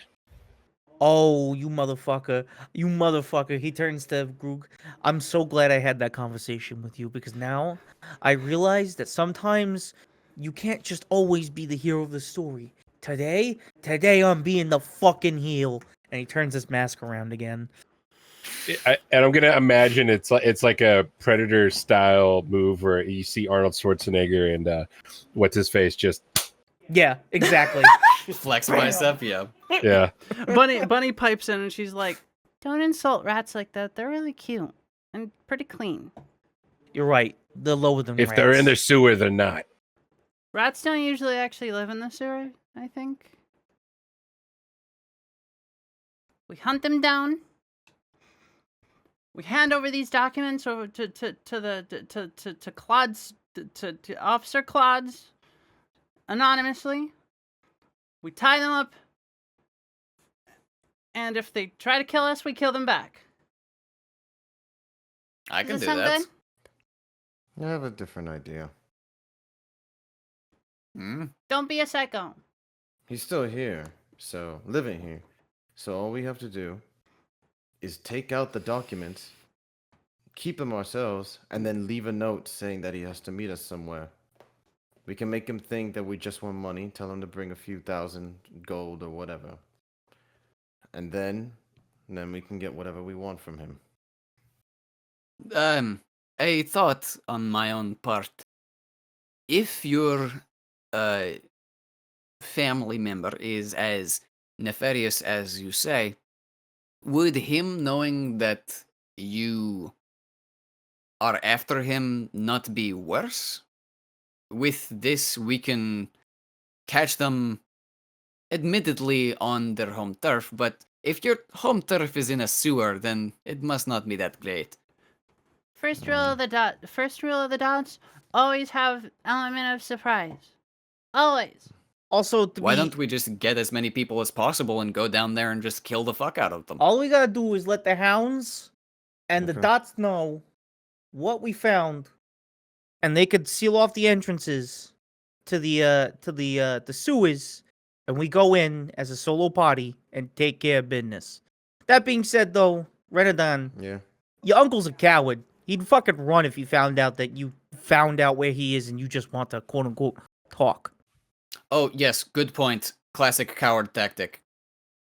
Still a run though. All right. Fine. I like by me. playing. I like your idea as well. Ransom, very fun. However, I prefer Not element of practical. surprise. Yeah, let's just go with Practical. that. So, Okay. Reinadon, do you want to write the notes for the runners? Yeah, sure. Okay, I yeah. will. So she's asking if you want to write the notes for the runners. So in orphan Yeah. gangs, there's usually various orphans dedicated to shepherding messages between different chapters and different heads, right? Mm-hmm. Usually they're not like chapter heads like an interim, but there's always runners. And they're just like earlier. You call them, you give them the notes, they run that message to whoever you're trying to get that message to, and they get paid. It's one So- of the fastest ways to get information somewhere in a city like this. So she's gonna have you do it again. Just write everything you know on several notes. Call 5 runners, send them out to each chapter head, and tell them to order all orphans to seal the entrances as best as possible, because we found the Hatters Guild is back. I do want to also add that when you write the one specifically to the hounds, Barry does take you aside, and he writes his own little note on there. And he Barry? says, shit. Poyo? Yeah, Poyo pulls you aside, and he takes the note and he said, "I'll give this to the runner." All right. So You're calling for backup, aren't you? I'm not just calling for backup. Poyo's calling in a lot of favors because he's not doing it as Poyo. He's doing it as his actual self. He's calling it in as Barry Chapnick. Hmm. That fucking name. I love it. That's silly. Poyo calls in his favor to Bernard. Get everyone. I don't care who you do. And and to show how serious he is, he includes his actual name to show him he's not fucking around. Get everyone in the sewers. 12 is likely down there. The Hatters are back. Yep. Meet up with us, X.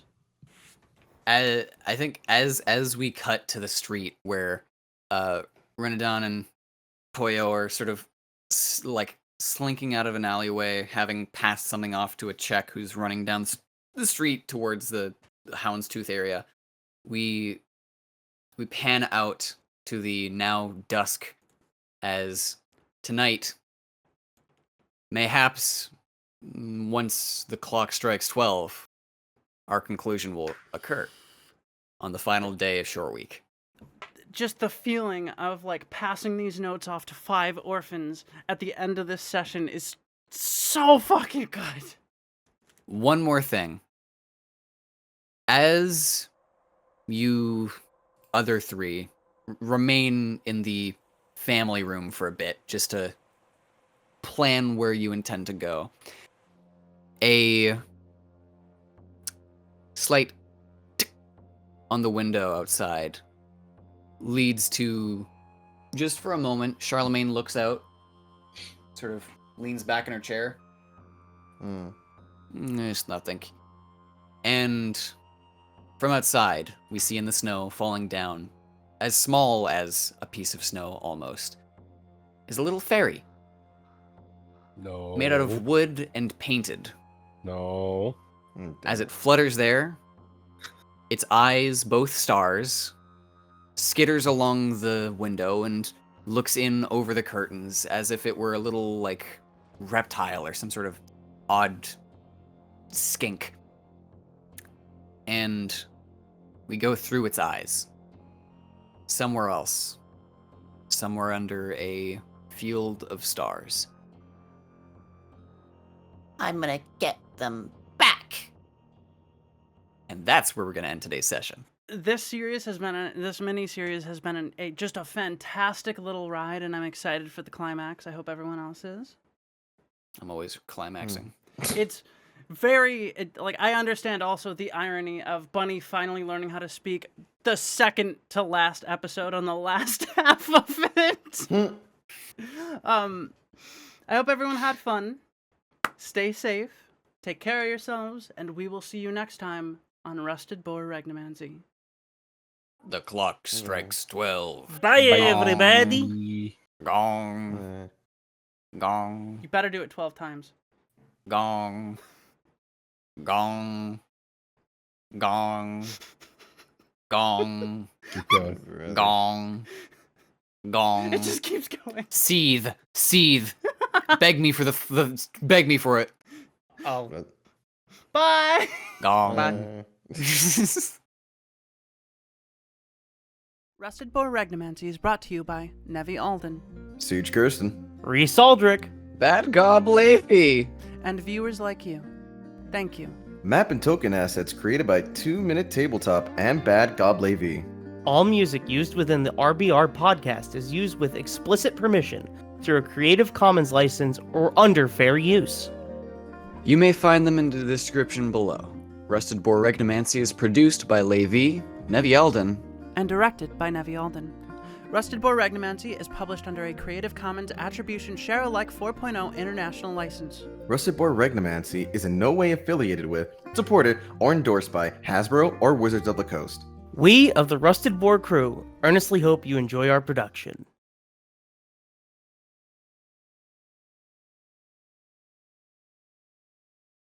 Reinadon, stop talking behind the fucking door. I do what I please, okay, woman? That was sexist. small woman. What do you... It's their metaphorical 1910s. Okay. It's It reasonable. works. Avi, the way that you said it, that sounded like you were like imitating Broden. You were like, small woman.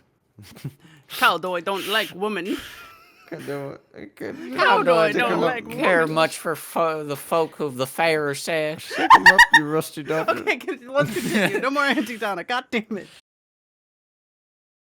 Just get it. God, He that was the drops a one that was bowl. empty. No, that was shit. That was me. I didn't realize my thermos was that close. He drops a alright. bowl of eggs. Oh shit! Fuck. Ah, shit, I was supposed to eat all of those. Raw for my yolks, for my gains. Charlemagne will go. Hello, Mum. Your darling son here. Well, it has ached my heart that you did not This is your choice, huh? Yeah. Wait. I'm sorry. I was just interpreting how I thought he would sound. Okay, let me. I'm just gonna read in my normal voice. Hello, Mom. I liked it. Who said that? That was Charlemagne. Oh, okay. Yeah, you use a different voice a little bit, so I'm like, is this, Go ahead, is go ahead, this please. another God situation? God? It's Why didn't you say my parents? You. All right. Hello. Can I say one more thing though? Yeah. I like this one quote that he didn't even actually say it, but someone brought it up, and it sounds exactly like something that he would say. It's like, you know what they say, you snooze, you lose, and it looks like you snossed and you lost. Such a good What was- quote. You snooze. slumber, you a lose. cucumber.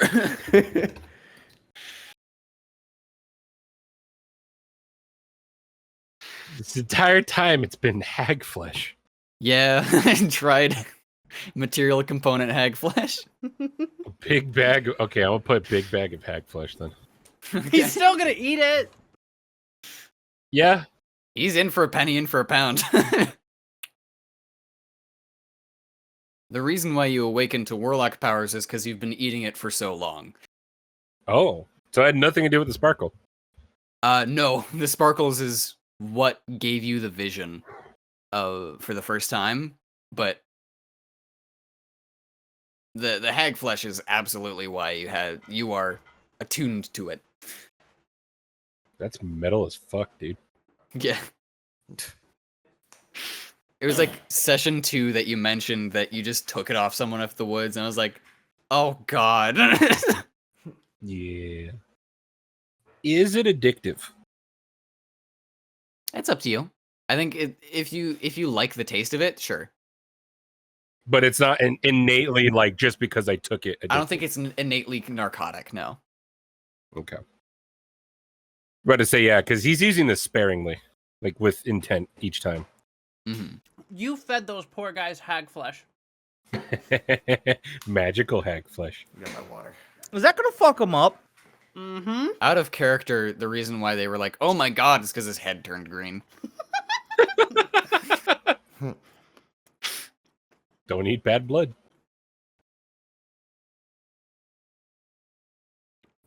And like, oh, that was so much phlegm. What the fuck? Oh god. Had a large meal, did you? Oh, let me drink some water. Fuck, the little blue rat bitch from the Disney movie. Oh, Stitch. Yeah, like The Stitch. blue rat. Bro, wait, Ratatouille, what? We love you, Reese. Thank you so much. She sounds surprisingly more mature now that she can speak properly and she's not tripping over her own words. It's Man, nice. Bunny, wow, you sound so mature for your age. Stop it! Whoa! Stop it! That is getting cut out. Stop. That is getting cut out. Of course it is. That's awful, man.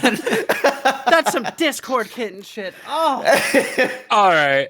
I'm going to put the cloak back away. Okay. Okay. I'm sorry, scaling that the was fucking good. wall with Charlemagne.